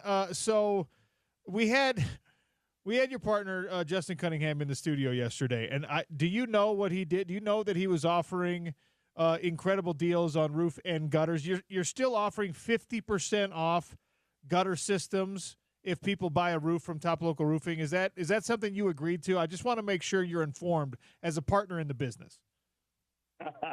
Well, at first I was like, Justin, have you lost your mind? But then all of a sudden we got so many phone calls yesterday. I mean, it paid off itself. So it was a great opportunity to get some phone calls, get some people here in the door. And we're very excited to get that taken care of.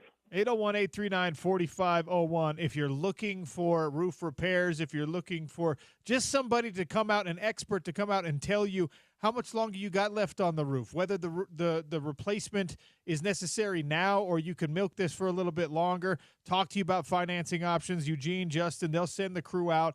And the turnaround time, you guys must be running things very efficiently because he told me that you could get this thing done in about 2 weeks. Is that accurate?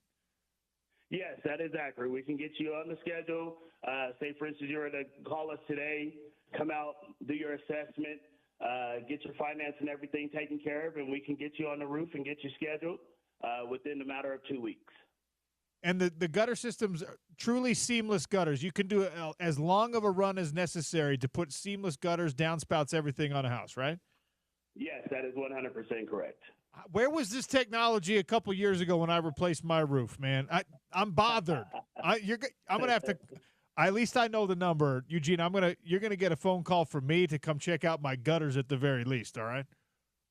Sounds good. Hey, OC, and also I just want to let you guys know before we had this phone call today, Justin came in and talked to me. We had a meeting, and today only we're going to offer free ridge vent on anyone that gives us a call today. Free what?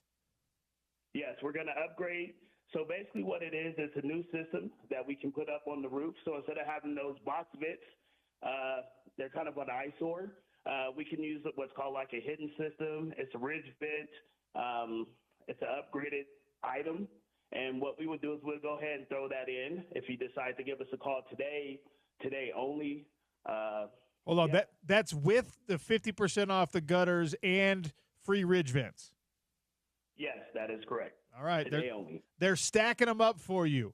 801-839-4501, Top Local Roofing. Give them a call. Tell them OC sent you. Eugene, thanks for taking the call. Next time, come in studio with Justin, all right? All right, sounds good. Wow. Oftentimes you get a special offer from a company, and it's like you can have one of these or the other. They're not giving you 50% off gutters or free ridge vents. They're giving you 50% off gutters and free ridge vents. You now have a roofing guy. 801-839-4501, Top Local Roofing, a roofing company you can trust with everything under the roof. All right, big thanks to Eugene. Look, I'm going to tell you what Travis Hunter is putting out there for the NFL, and then we're going to take a break, and Jeff Schwartz is going to join us on the other side, and he could tell us whether he thinks this is valid or not. So Travis Hunter was asked, what if an NFL team wants to draft you, but you have to choose between playing wide receiver or cornerback? And he said, I would rather just not play football than play one position.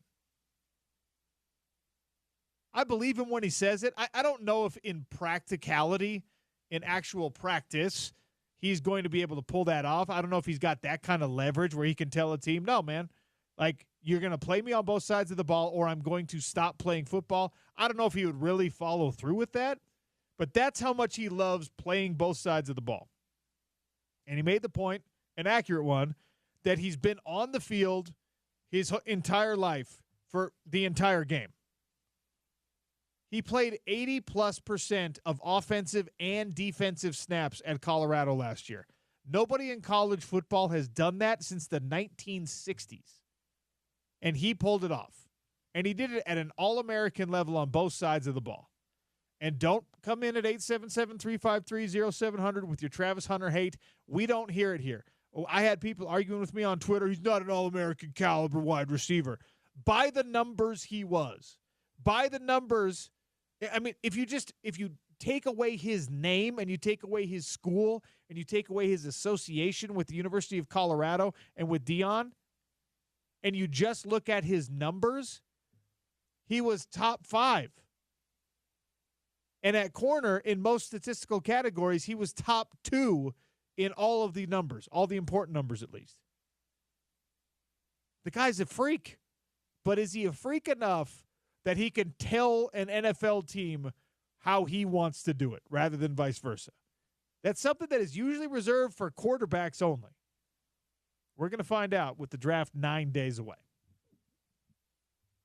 All right, Jeff Schwartz is going to join us to start off hour number 3. Something tells me he's going to be very relaxed when he's on the phone with us. Because if I'm not mistaken, he's on a family vacation right now. Sean O'Connell Show, ESPN 700, 92.1 FM, proud part of Utah's ESPN Radio Network.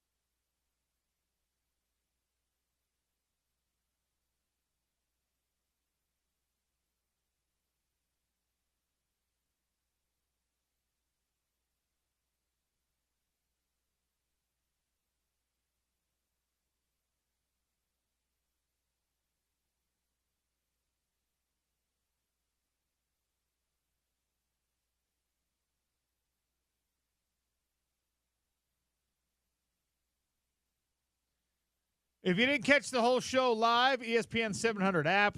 Tell your smart speaker, play ESPN 700. Download the app. Follow us online. We've got the YouTube channel at ESPN 700 Sports Utah. You can take it in, however, also wherever you get your podcasts. And you'll be able to hear Jeff Schwartz, who's my next guest here on the Sean O'Connell Show. Joins us now. Jeff, welcome back to the show. How are you? You know, it's hard being on your second vacation in a week. You know, it's just, I wish I had thoughts and prayers. But is it a vacation if you just go to your beach condo? Well, that's the question. Is it a new vacation or is it the same vacation? If it's in such a short time span, it's just a second location on the same vacation. Yeah, but we went on spring break to meet my college roommate, his wife, and their kids in Mexico. We did last year. We met them a couple summers ago. And then this week is actually spring break. We just went as a family to the beach. So it's not the same thing. All right. I mean, I guess, but it sounds like beaches were involved in both cases. They were, and they are. We took a dog to this beach house. He's adjusting to life in a 500 square foot, 1-bedroom condo compared to the house he's normally in. So he's having the hardest transition of all of us. And congratulations, by the way, on your puppy. Very exciting. How's puppy training going? He is awesome with the kids, and he's been great. He doesn't, know any commands really properly yet, but the little dog, I think, is confused. He's backwards right now. He thinks he's supposed to go potty in the house and not on the grass. So I'll have him out in the grass for literally hours, and then he'll walk in the kitchen, and that's where he'll start to pee. And I'm like, what are you doing, dude? But, he's a baby, so we give him a little credit. I think you should give him a little bit of grace for that, but he'll figure it out. So I'm looking forward to your journey with, you didn't have enough in your life with young children and a job and a wife and PFL. You needed a puppy in your life. That's exactly right. Needed a puppy. And you know what? It is a lot busier, but the way that I justified it to my wife is I said, we're trying to give our kids a better life, and a dog adds a better life for your kid. Like, I will stand by that. Having a dog makes your life better as a kid. Your family is proof of that, by the way, Jeff. Your kids love that dog. Oh, absolutely, yes. It is certainly proof of that. I don't know if that's the reason why we got the dog, but yes, the kids love him. My daughter, they can't walk my dog yet because he's a little bit just too big for them. But eventually that'll become part of the routine of learning how to take care of them when they're able to do so at an age when they can control them a little bit better. Welcome to Dog Talk on the Sean O'Connell Show, ESPN 792 FM. We'll, I guess, spend some time talking about the NFL, about spring football. I love a good list. We did enough radio together that I love a good list. And CBS Sports put out their top 150 players of the 2025 season. And the reason I wanted to talk to you about it is because Spencer Fano is their second highest ranked offensive lineman. The only guy ranked higher happens to be a new Duck who transferred in, I believe, from Nevada, this Isaiah World kid. First, how much have you watched of him? What do you know about him?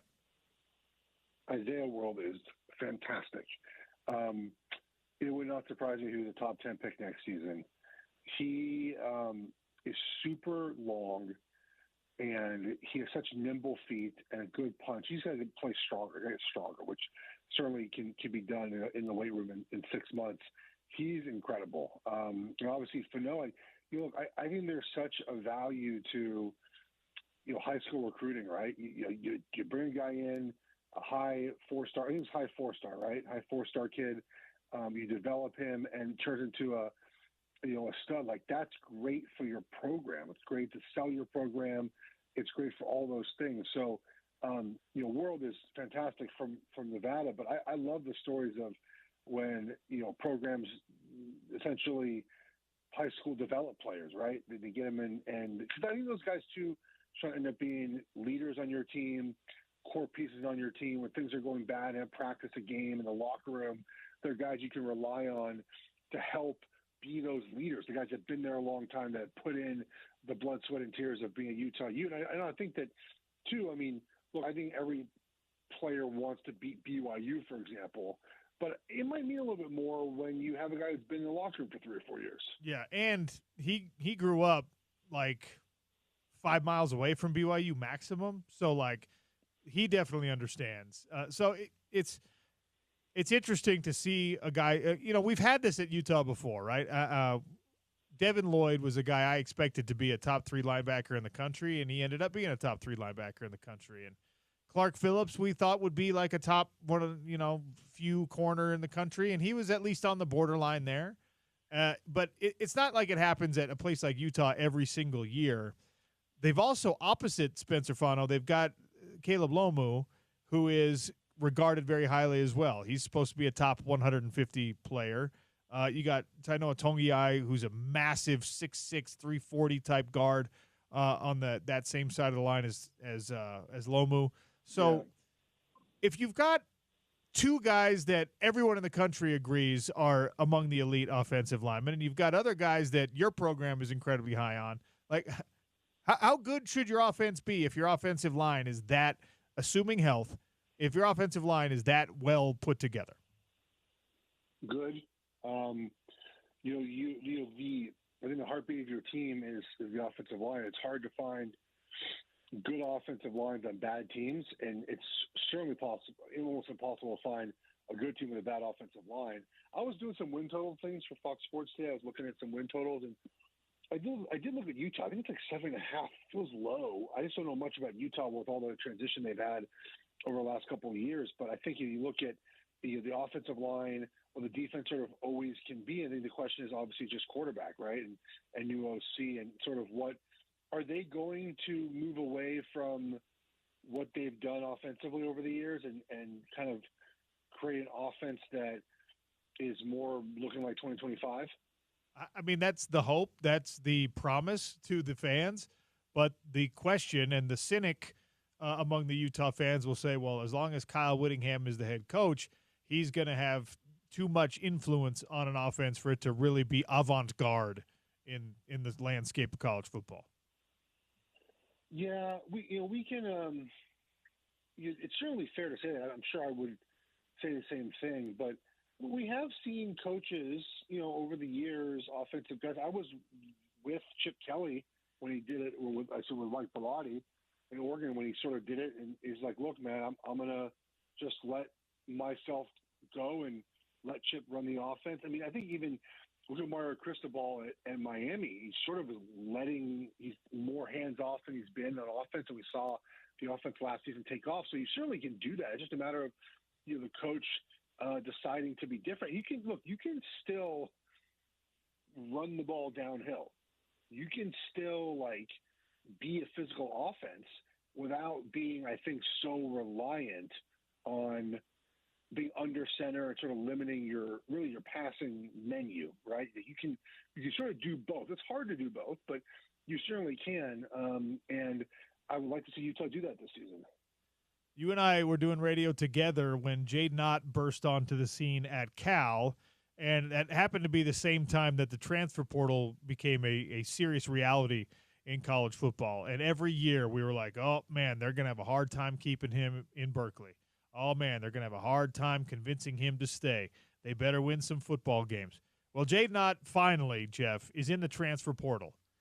Is that a guy that any good team, but a team like Utah especially, should be kicking the tires on and trying to convince to come to Salt Lake City, even if it ruffles feathers in the locker room a little bit? Is his talent and his production, which was down last year, but is he a special enough player that you bring him in if you can? Yes. It's funny, we have, I mentioned it yesterday, I think, when I tweeted out about Jaden Ott, when we said that, it's been years. We talked about this for years now, about him leaving Cal, and he just never did. I wonder, I think he went in the portal with a no contact tag, which I think means he's already gone into place. Maybe with Mendoza leaving, I think Cal is due for a drop this year. They weren't good last year, but quarterback leaves, right? Well, Jaden Ott is really, really good. If Utah is in the discussion, yes, absolutely. I mean, Oregon's not at all, but I think if they had known, a lot of people would be on Jaden. And he's done really well without an offensive line at Cal. It's so funny, man, how things, when NIL became what it has become, we discussed, I think, the exact situation that happened in Tennessee, which is, at some point there's going to be a limit to the return on investment that these donors are going to take, right? And when they're paying these players all this money and the player says, well, now I want more, and the donors are like, well, buddy, we'll give you $2 million a year. You haven't given us a championship. There's going to be a breaking point, and it happened last week. And I'm curious if that happens more often. I don't think it actually does. I think people way overreact to one instance of it happening. But it's so interesting how sort of full circle, Jaden Ott, we talked about for years, and he finally transferred. And now this thing with Nico, we talked about this for days and months on end about, the money being spent. You're like, what? How can they justify spending all this money without the return on investment? And I think we saw that with Tennessee, just saying, like, look, man, we've reached the end of this. We paid you a certain amount of money. We're fine paying you that money. We're not paying you a cent more. I did want to talk to you about that. How different does that scenario play out? How different is the conversation if we're not talking about a guy who, by the numbers, by the way, is the 7th best quarterback in the SEC last year? Nico Iamaleava was he's a solid player with a bunch of physical tools, but you go and you look at where he ranks, even in the conference, he was very middle of the road in the SEC. And as you said, he did not deliver a championship.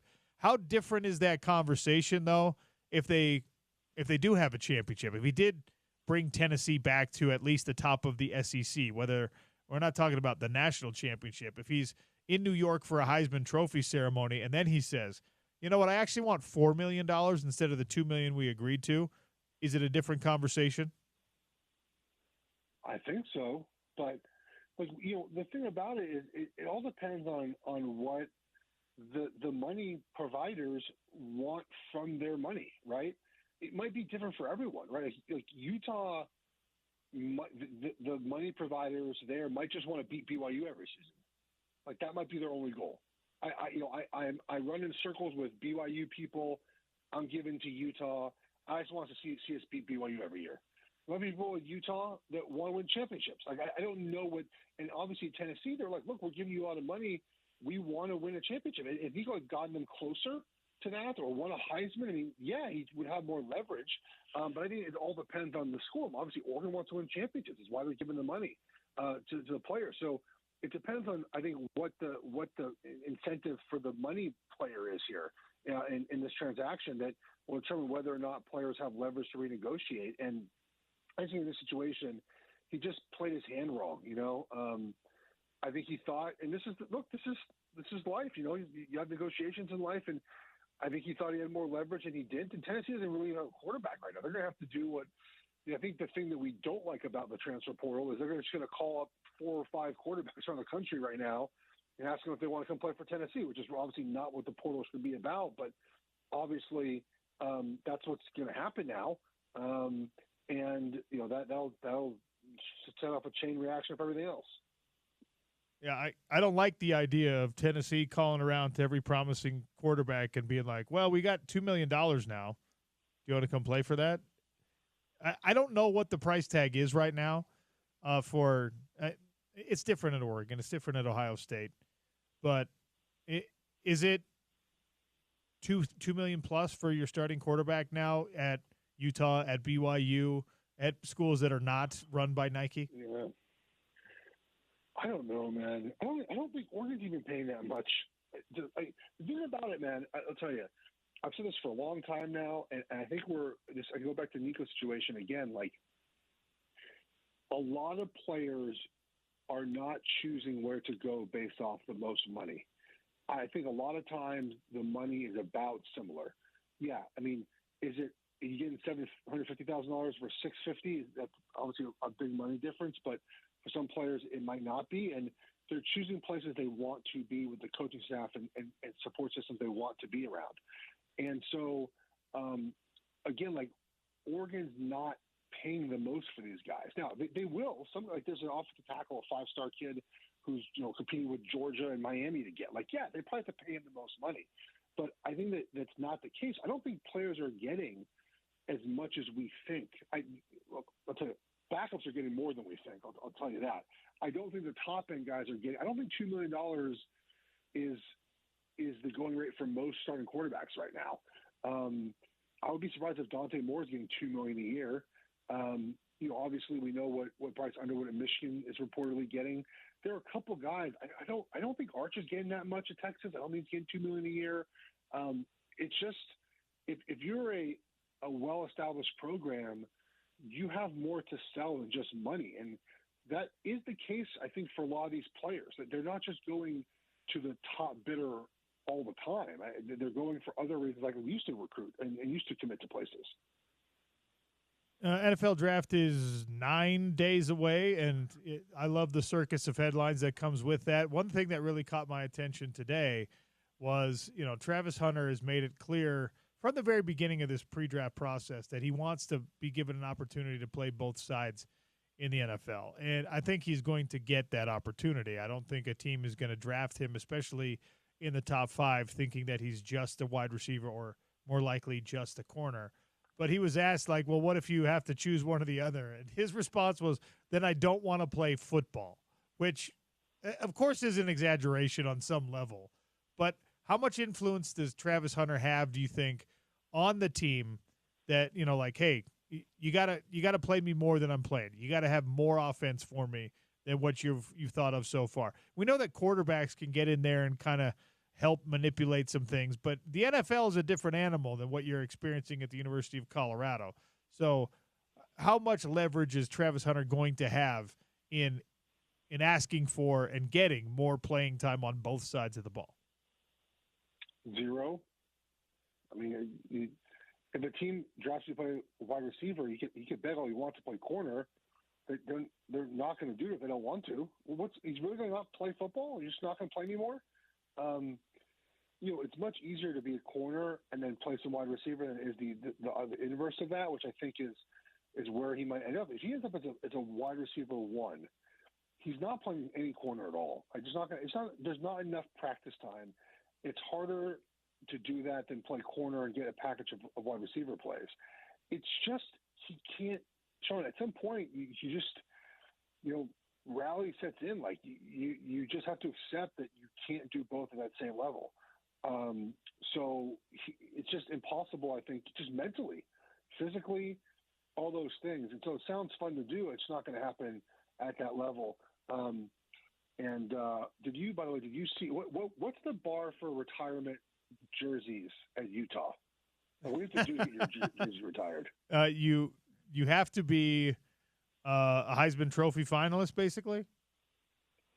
Oh, okay. I know if you're just the coach's son. Does Whittingham have a kid who played?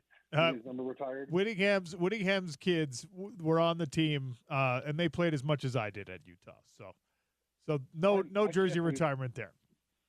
I can't believe they retired Shedeur Sanders.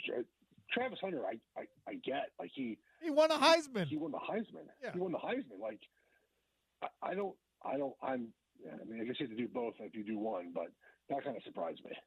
I don't think you have to do both if you're going to do one, because one guy was determined to be the best player in all of college football and did something that we haven't seen since like Red Grange or Jim Thorpe. He was an All-American on both sides of the ball. Yeah. All respect to Shedeur Sanders' football abilities. He was nowhere near the unique talent that Travis Hunter was. And I agree. And yeah, you're retiring both jerseys. We haven't talked about that yet on the show. If you haven't heard, Colorado has already planned the ceremonies for the retirement of the Travis Hunter jersey and the Shedeur Sanders jersey, which is bananas. I just looked up. Oregon has never retired any football jersey number, but I think for Mariota's 8, you have to just ask to wear it. Like that's what Dylan Gabriel did last year. I actually think can I wear 8 in honor of you? So Alex Smith is in the Ring of Honor, the new Ring of Honor they put up at Rice-Eccles Stadium, and he obviously wore number 11 at the University of Utah. I don't think his jersey number is retired though. I think the only number it's that's too hard. You have too many players. Yeah, I think the only number numbers. that's actually retired is 22, which was, of course, I mean, that's a totally different scenario. You had 2 players who wore 22 who passed away in tragic circumstances and is now memorialized and is the namesake of the spring game, which is coming up this weekend. But, yeah, I don't think – I don't know. I love that Coach Prime does things differently, and I love that he's just like, yeah, we're going to retire this Heisman Trophy winner's jersey right now. But then it undermines all that to me when he's just like, and also my kid, also my son gets his jersey retired. Yeah, I agree. Oh man, we would have spent the thing about Dion, the amount of stuff he just writes for us as radio personalities is so good. Anyone who thinks we can hate someone like that is crazy. Other retired numbers at Colorado are Byron White's number 24. Joe Romig's number 67, Bobby Anderson's number 11, and Rashawn Salam's number 19. I'm gonna have to do some research on Joe Romig, but at 67, I'm assuming that he was a lineman. Yeah, but back then, he might have been like a guy who played 4 positions. Sounds like an old guy. That's you're probably right. He probably was also the punter. Yeah, I'll get back to you on all those. Joe Romig. I bet he did a lot of different things. Oh God, his picture is in black and white. Yeah, this is he must have done a lot. Wow, he's a Rhodes Scholar. Jeez, big dog. That probably offensive guard and linebacker. I love this. Offensive guard. Offensive guard and linebacker, just before you look it up, Jeff, tell me how big Joe Romig was, who was All-American level offensive lineman and linebacker at the University of Colorado back in the 1960s. So I'm on his Wikipedia page, but I did not see the height or weight. Okay, so I'm going to guess. I scrolled past it and then I didn't go back up. I'm going to guess 6'2", 218. 5'10", 196, one of the smallest linemen to be selected an All-American in modern football. Unbelievable. Oh, my God. Oh, wow. Master's degree from Oxford in plasma physics. Wow. The man is not even big enough to play wide receiver in the modern game. But anyway. Jeff, I know you're up against it. Thank you. We took it all the way to 1:30. Thanks for your time. Appreciate you, dude. Talk to you next week, buddy. Bye. Oh, my gosh. That is fantastic. Joe Romig, astrophysicist, jersey retired at the University of Colorado, All-American lineman, Big 8 conference play, offensive lineman, guard, linebacker on defense. He played with broken bones and concealed from the school trainers that he had injured himself. This guy is just an absolute monster. Rhodes Scholar at Oxford, PhD from the University of Colorado as well. Heavyweight wrestling champion at Lakewood High School. 5'10", 196, James. I literally laughed out loud like you guys did when you read that. That in the Super Bowl when they did the measurements of offensive linemen in Super Bowl I versus this past Super Bowl. Yeah. We all went, "Oh my gosh, 100 pounds." They were 100 pounds lighter and like 2, 3, 4 inches shorter.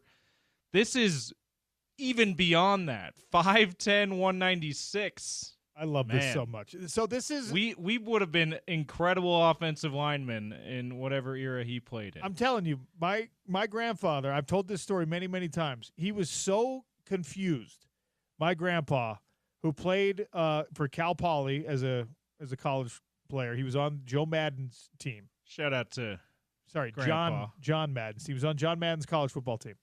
And college football great, Cal Poly great, Grandpa. Yes. And when I walked on at the University of Utah, and he was just like, "Well, okay, so they're not letting you play linebacker. Like, why don't you play D line instead? Why don't you play nose guard?" And I was like, "Grandpa, what? I've told this story many times on the air. I'm like, what are you talking about? Our nose guard is 315 pounds. And he just like that era of football, because he was playing back in the late 50s. This guy was playing in 1961, Joe Romig. You could just be a normal dude and play. If you were not a normal dude, if you were like Merlin Olsen, right? And we all have seen the Olsen genes play out. We know what that looks like with Hans Olsen and with his son Rock, who's going to Utah State, right? Like Merlin was kind of like the earlier evolution of that, like a 6'4", 6'5" behemoth of a man. Imagine what you're doing in that era of football when there's guys on the opposite offensive line who are 196 pounds. I'm gonna have to find out. My wife's grandpa, who's now passed away several years ago. He played. I don't know if it was offensive line or what position, but he played for BYU in the 50s. I'm to find out if he was an offensive lineman, what his measurements were. Hey, you know what? Yeah, one of my family. I'm friends with the whole family. Two of my best friends in the world are Alan and Tyson Malai. Tyson's my age. Alan was a year older than us in school, and their grandfather, Clark Whitehead, played offensive line at BYU, and I knew Grandpa Clark my whole life growing up. The dude was smaller than me. And he was a starting lineman at BYU. See, my wife's grandpa, shout out to the late, great Roy Benyon. He was a tall guy, really tall guy, but not very thick, if you will. He was a pretty skinny guy. So I don't know what he was as playing weight, or if he was an O lineman or what position he played. But I'm gonna have to find that out, because now I'm very curious. He was an O-lineman, and if he was about as skinny as he was when I knew him, at the time when I knew him, starting to date my wife. So I love that, because that would be incredible. If I had been born in like 1941, I could have had a good football career. Yeah. All right. By the way, you know who was in high school was a 2-time first-team All-Region center? Your boy, right here. Oh. Okay. That's right. Did you tell Kyle Whittingham that? Hey, I was All-Region. I don't know 2 times, Coach. I was twice first-team All-Region. I mean, I guess Urban Meyer at the time, because Whit was the Coach, DC at the time. Coach, I don't know if you want to, like, put me in instead of Jesse Boone, but I was a 2-time first-team All-Region high school offensive Not center. even All-State, just All-Region, okay? I was All-Region, which is still pretty good, okay, pretty decent. Can you put me in instead of Jesse Boone, maybe? What do you think, Coach? Yeah, we went undefeated, but maybe we would have beat teams by another couple points a game, Coach. Yeah. I'm Coach sure Meyer. Coach, I'm sure Alex Smith would have loved that if they were just like, hey, we're taking out Boone, and we're putting in this guy who probably should never have played offensive line. That would have been great. He's not only half the player Boone was, he is half the person. He is 75 pounds smaller and somehow still slower and weaker.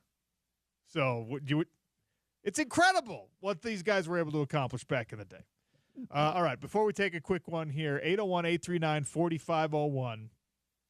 It's a roofing company you can trust with everything under the roof. It is our friends at Top Local Roofing. Justin Cunningham came on yesterday. They were giving out these crazy deals on gutters. They're continuing the gutter deal with 50% off high-quality gutters with the purchase of a roof. And then Eugene joined us earlier on the show today, and he said also on top of that, in addition to, if you get on the schedule today, 801-839-4501, the vent caps, all right, they've got an upgrade, a better, sleeker, more aesthetically pleasing vent cap. You don't have to pay for that upgrade. They're going to give you those for free. They're going to give you 50% off the new gutters. And, of course, they're going to take care of your roof so that it does not leak. It's more energy efficient, and it is beautiful on top of your house. They can do the cedar shakes. They can do the membranes. They can do the asphalt shingles. They can do the metal roof. And more importantly, they can get out there with their expertise, and they can tell you what works best on your home, north-facing, south-facing, the location, where the heat tape, how the gutters should be set up, all that kind of stuff. Hand it over to the experts at Top Local Roofing, 801-839-4501. And as always, tell them that OC sent you. All right, coming down to the end of things here, we're going to talk briefly about Utah Hockey Club wrapping up their season, and then in the final segment of the show, we'll be giving away some rounds of golf, courtesy of the Festival of Tees, powered by the Utah Golf Association. And I have 2 tickets to Judas Priest as well. So if you're looking to do some old school rock and roll, Judas Priest coming to the Utah First Credit Union Amphitheater in October. That's all still to come on the Sean O'Connell Show. It's ESPN 700, 92.1 FM.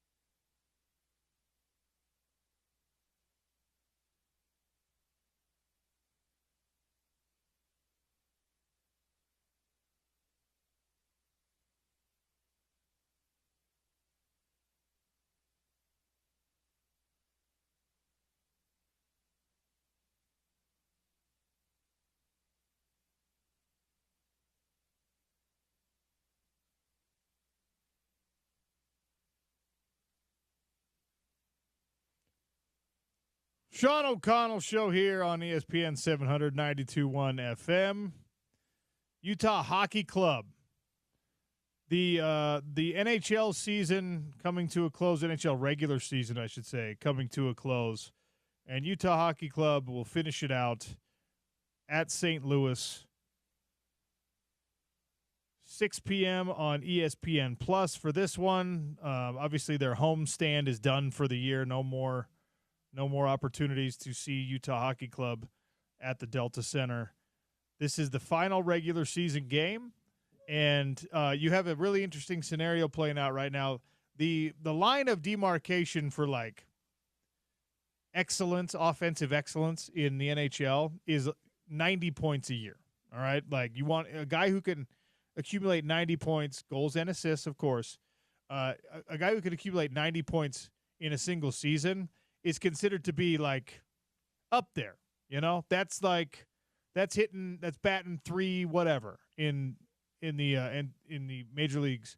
That's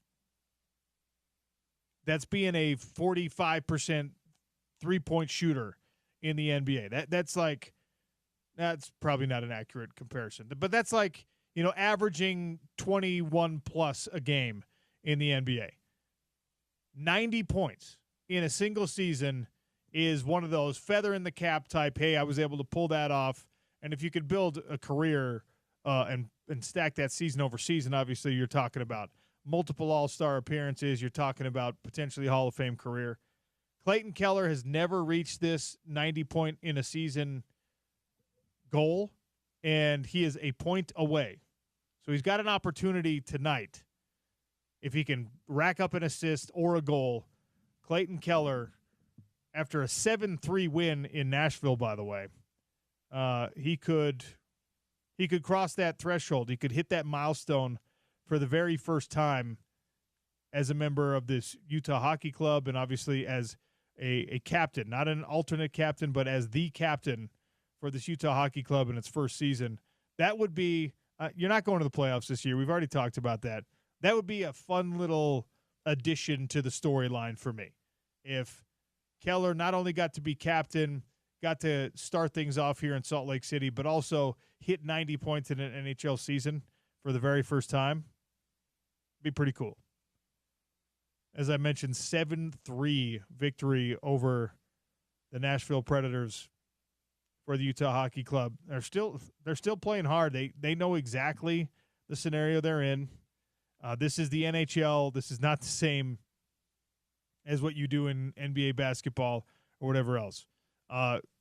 Vejmelka is finally getting his rest. Matt Villalta was the goalkeeper last night for Utah Hockey Club. But you look at the other lineup, you look at the starting lineup, you look at the rotation, you look at the blue line, and it's Sergachev, Olimata, Kesselring, Dursey. It's the guys that you were watching play all year long. Mikhail Sergachev skated 25 minutes last night. The guy's an absolute Iron Man, and the games are quote-unquote meaningless because you can't make the playoffs. Don't tell that to anyone, by the way, on this blue line. Dursey had 20 minutes. Ian Cole had 20 minutes.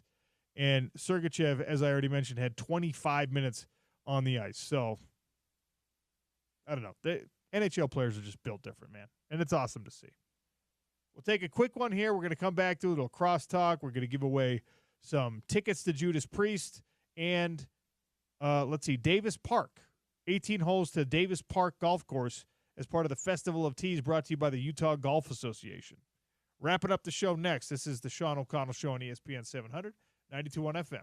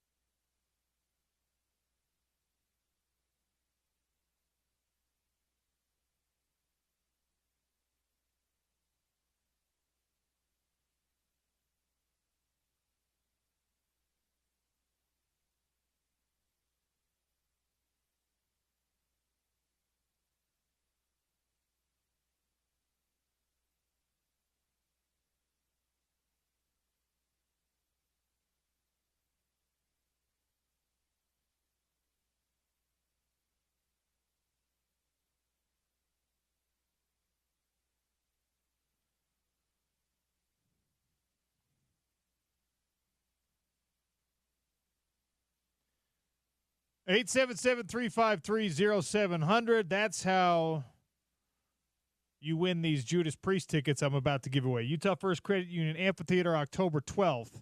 Also, we're going to throw in 18 holes to the Davis Park Golf Course as part of our Festival of Tees, powered by the Utah Golf Association. 877-353-0700. Because it's a great prize, I'm going to give you a tough question. We had a little bit of fun starting the show today. It is tax day. Get your taxes mailed in. You get your bills paid. Taxation is theft. I don't actually endorse you having to pay taxes. But anyway, there's a quote, right, that we used to inspire the – and you hear from Joel Klatt. That's not the answer to this question. Death, taxes, and Utah football, the constants in life. All right? Who is credited with coming up with that famous quote? In this world, nothing can be certain except death and taxes. Now, we added the sports thing to it. Nothing can be certain but death, taxes, and blank. But who is credited with coining that phrase? In this world, nothing can be certain except death and taxes. Who is the very famous individual who may or may not still be alive who coined that phrase? 877-353-0700. The correct answer will net you some golf at Davis Park, courtesy of the Festival of Tees, and 2 tickets to Judas Priest. Final segment of the show today, brought to you by Burt Brothers. Burt Brothers does it better. And Spence Checketts in the drive are next. Hopefully he'll come in for a little bit of crosstalk. James, are you did you know off the top of your head, death, taxes, 2 things can be certain? Death and taxes. Did you know who coined it? Who coined that phrase? I feel like I've definitely learned that before. But I don't know off the top of my head right now. We're getting some great answers. Is this okay? You said there may or may not be still alive. So this is someone who was born within the last what? I'll be honest. I was just trying to throw people off the scent. Oh, okay. Older than that, then. Older than that. That's Definitely. what I thought. I thought it was possibly a founding father. Yes, it was a founding father. Okay. Winston Churchill is a name that's come in. Not Winston Churchill. No. John Madden, not John Madden. It wasn't Benjamin Franklin, was it? It was Benjamin Franklin. It was Benjamin Franklin. I knew that the whole time. Benjamin Franklin. I was just trying not to sound like a know-it-all. OC. Yeah, okay. One of us needs to not sound like a know-it-all. Oh, my, that's so accurate and so true. It's not even funny. My wife is probably listening to the show right now like, exactly. Yeah, Benjamin Franklin.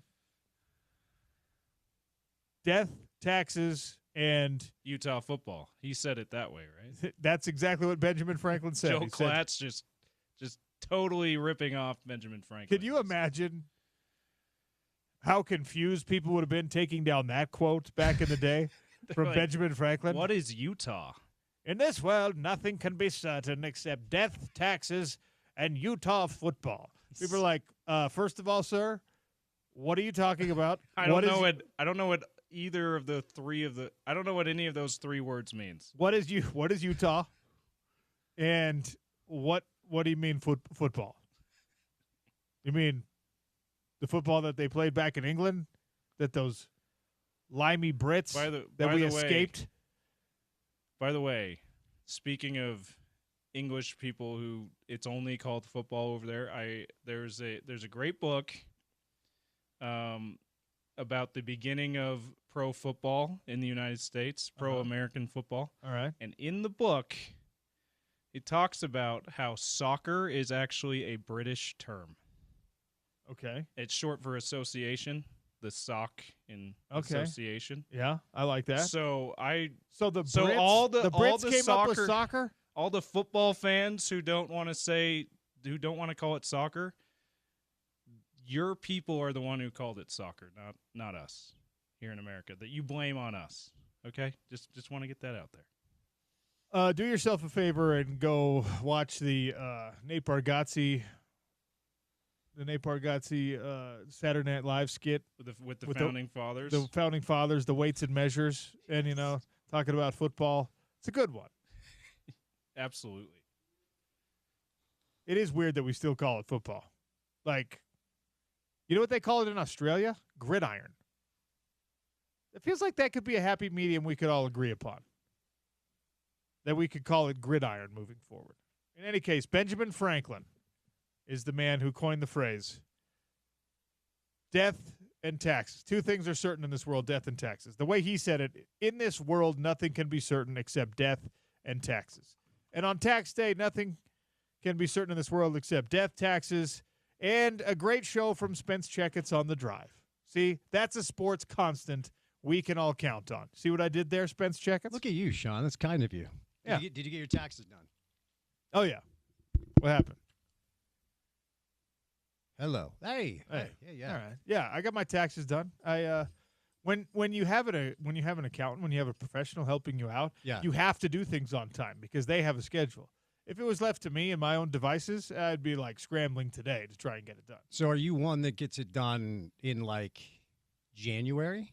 I think my appointment was in like late February or something. Okay. Yeah. No, that's impressive. I got mine done last week. But to your point, it takes probably 10 emails from my accountant. Now, we've been working long enough together by now where he knows, like, dude, I'll get back to you. But I usually wait until, late March. Got it done. Did the responsible thing. Wait till your girls grow because I had to remind my son, you are an adult now, okay? This is part of the deal. So, he barely got him done just a couple of days ago, but after like 20 phone calls from dad. So, now, adulting. Don't get me wrong. I procrastinate to the very last second paying the taxes, but filing them, sure, I try to get that done on time. Well, I'm proud of you. Taxation is theft, ladies and gentlemen. We don't. Let's dig into it, okay? I'm on board with this. Let's dig into it. Let's not. Okay. But in any case, we had a little bit of fun with that today. In this world, nothing can be certain except death, taxes, and fill in the blank with an absolute sports certainty. Gordy Chiesa said Steph Curry making threes. Joel Klatt likes to finish that with Utah football. Yes, he does. What does Spence Checketts like to finish that with? It's funny because we're going to start the show with this. I was doing some NFL draft prep, and you look at the teams that are drafting at the top of the NFL draft, and then the Jazz have the lottery coming up on May 12th.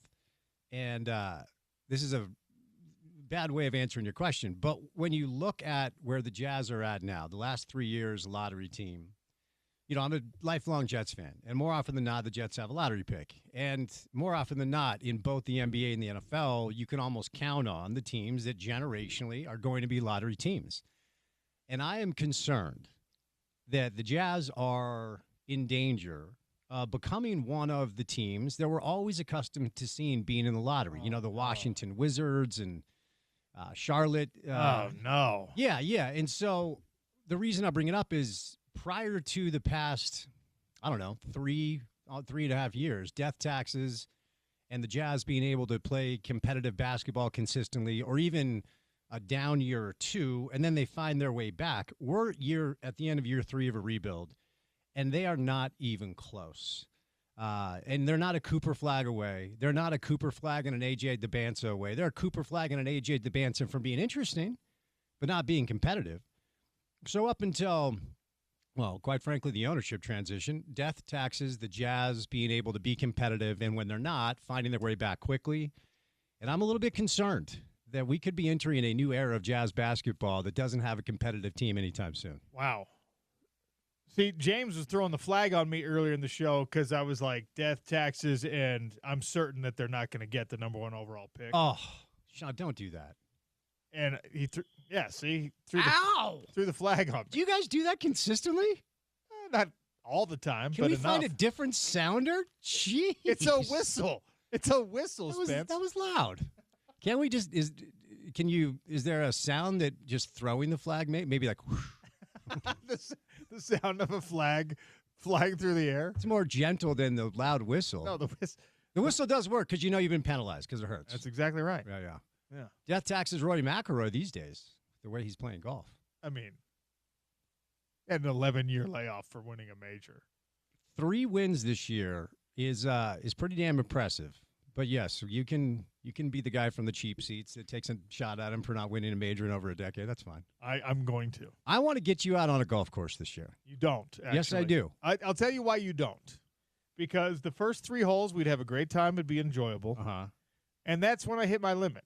And I'd just be like, Spence, I'm leaving. I want to get out of here. After 3? And you'd be like, no, come on, man. Let's play 9. And I'd be like, I do not have the time, the attention span. We're not doing it. Yeah. I can't even get you out for 9? No. You 3 can't. holes. No. Wow. Also, I have now backed myself into this corner where all my friends are always asking me to go golfing. And I'm just like, I'm not going to golf with you. I'm sorry. So if I go golfing with you. Oh, I see. Then I'm in trouble. Then I hate it even more. Gotcha. Because then people are just like, oh, real cool. You'll go with Spence Checketts, but not with me. There would be a dozen of said phone calls. Is that what your friends sound like? Yes. They all sound like this. Death, taxes, and my friends talking like white Tracy Morgan. That did sound like a white Tracy Morgan. That's pretty good. All right, fine. No golf. No golf. All right. Stay tuned for the drive with Spence Checketts. Death, taxes, and Spence giving you food for thought about the Utah Jazz and their incessant mediocrity. That's it for the Sean O'Connell Show. Thanks for listening. ESPN 700, 92.1 FM.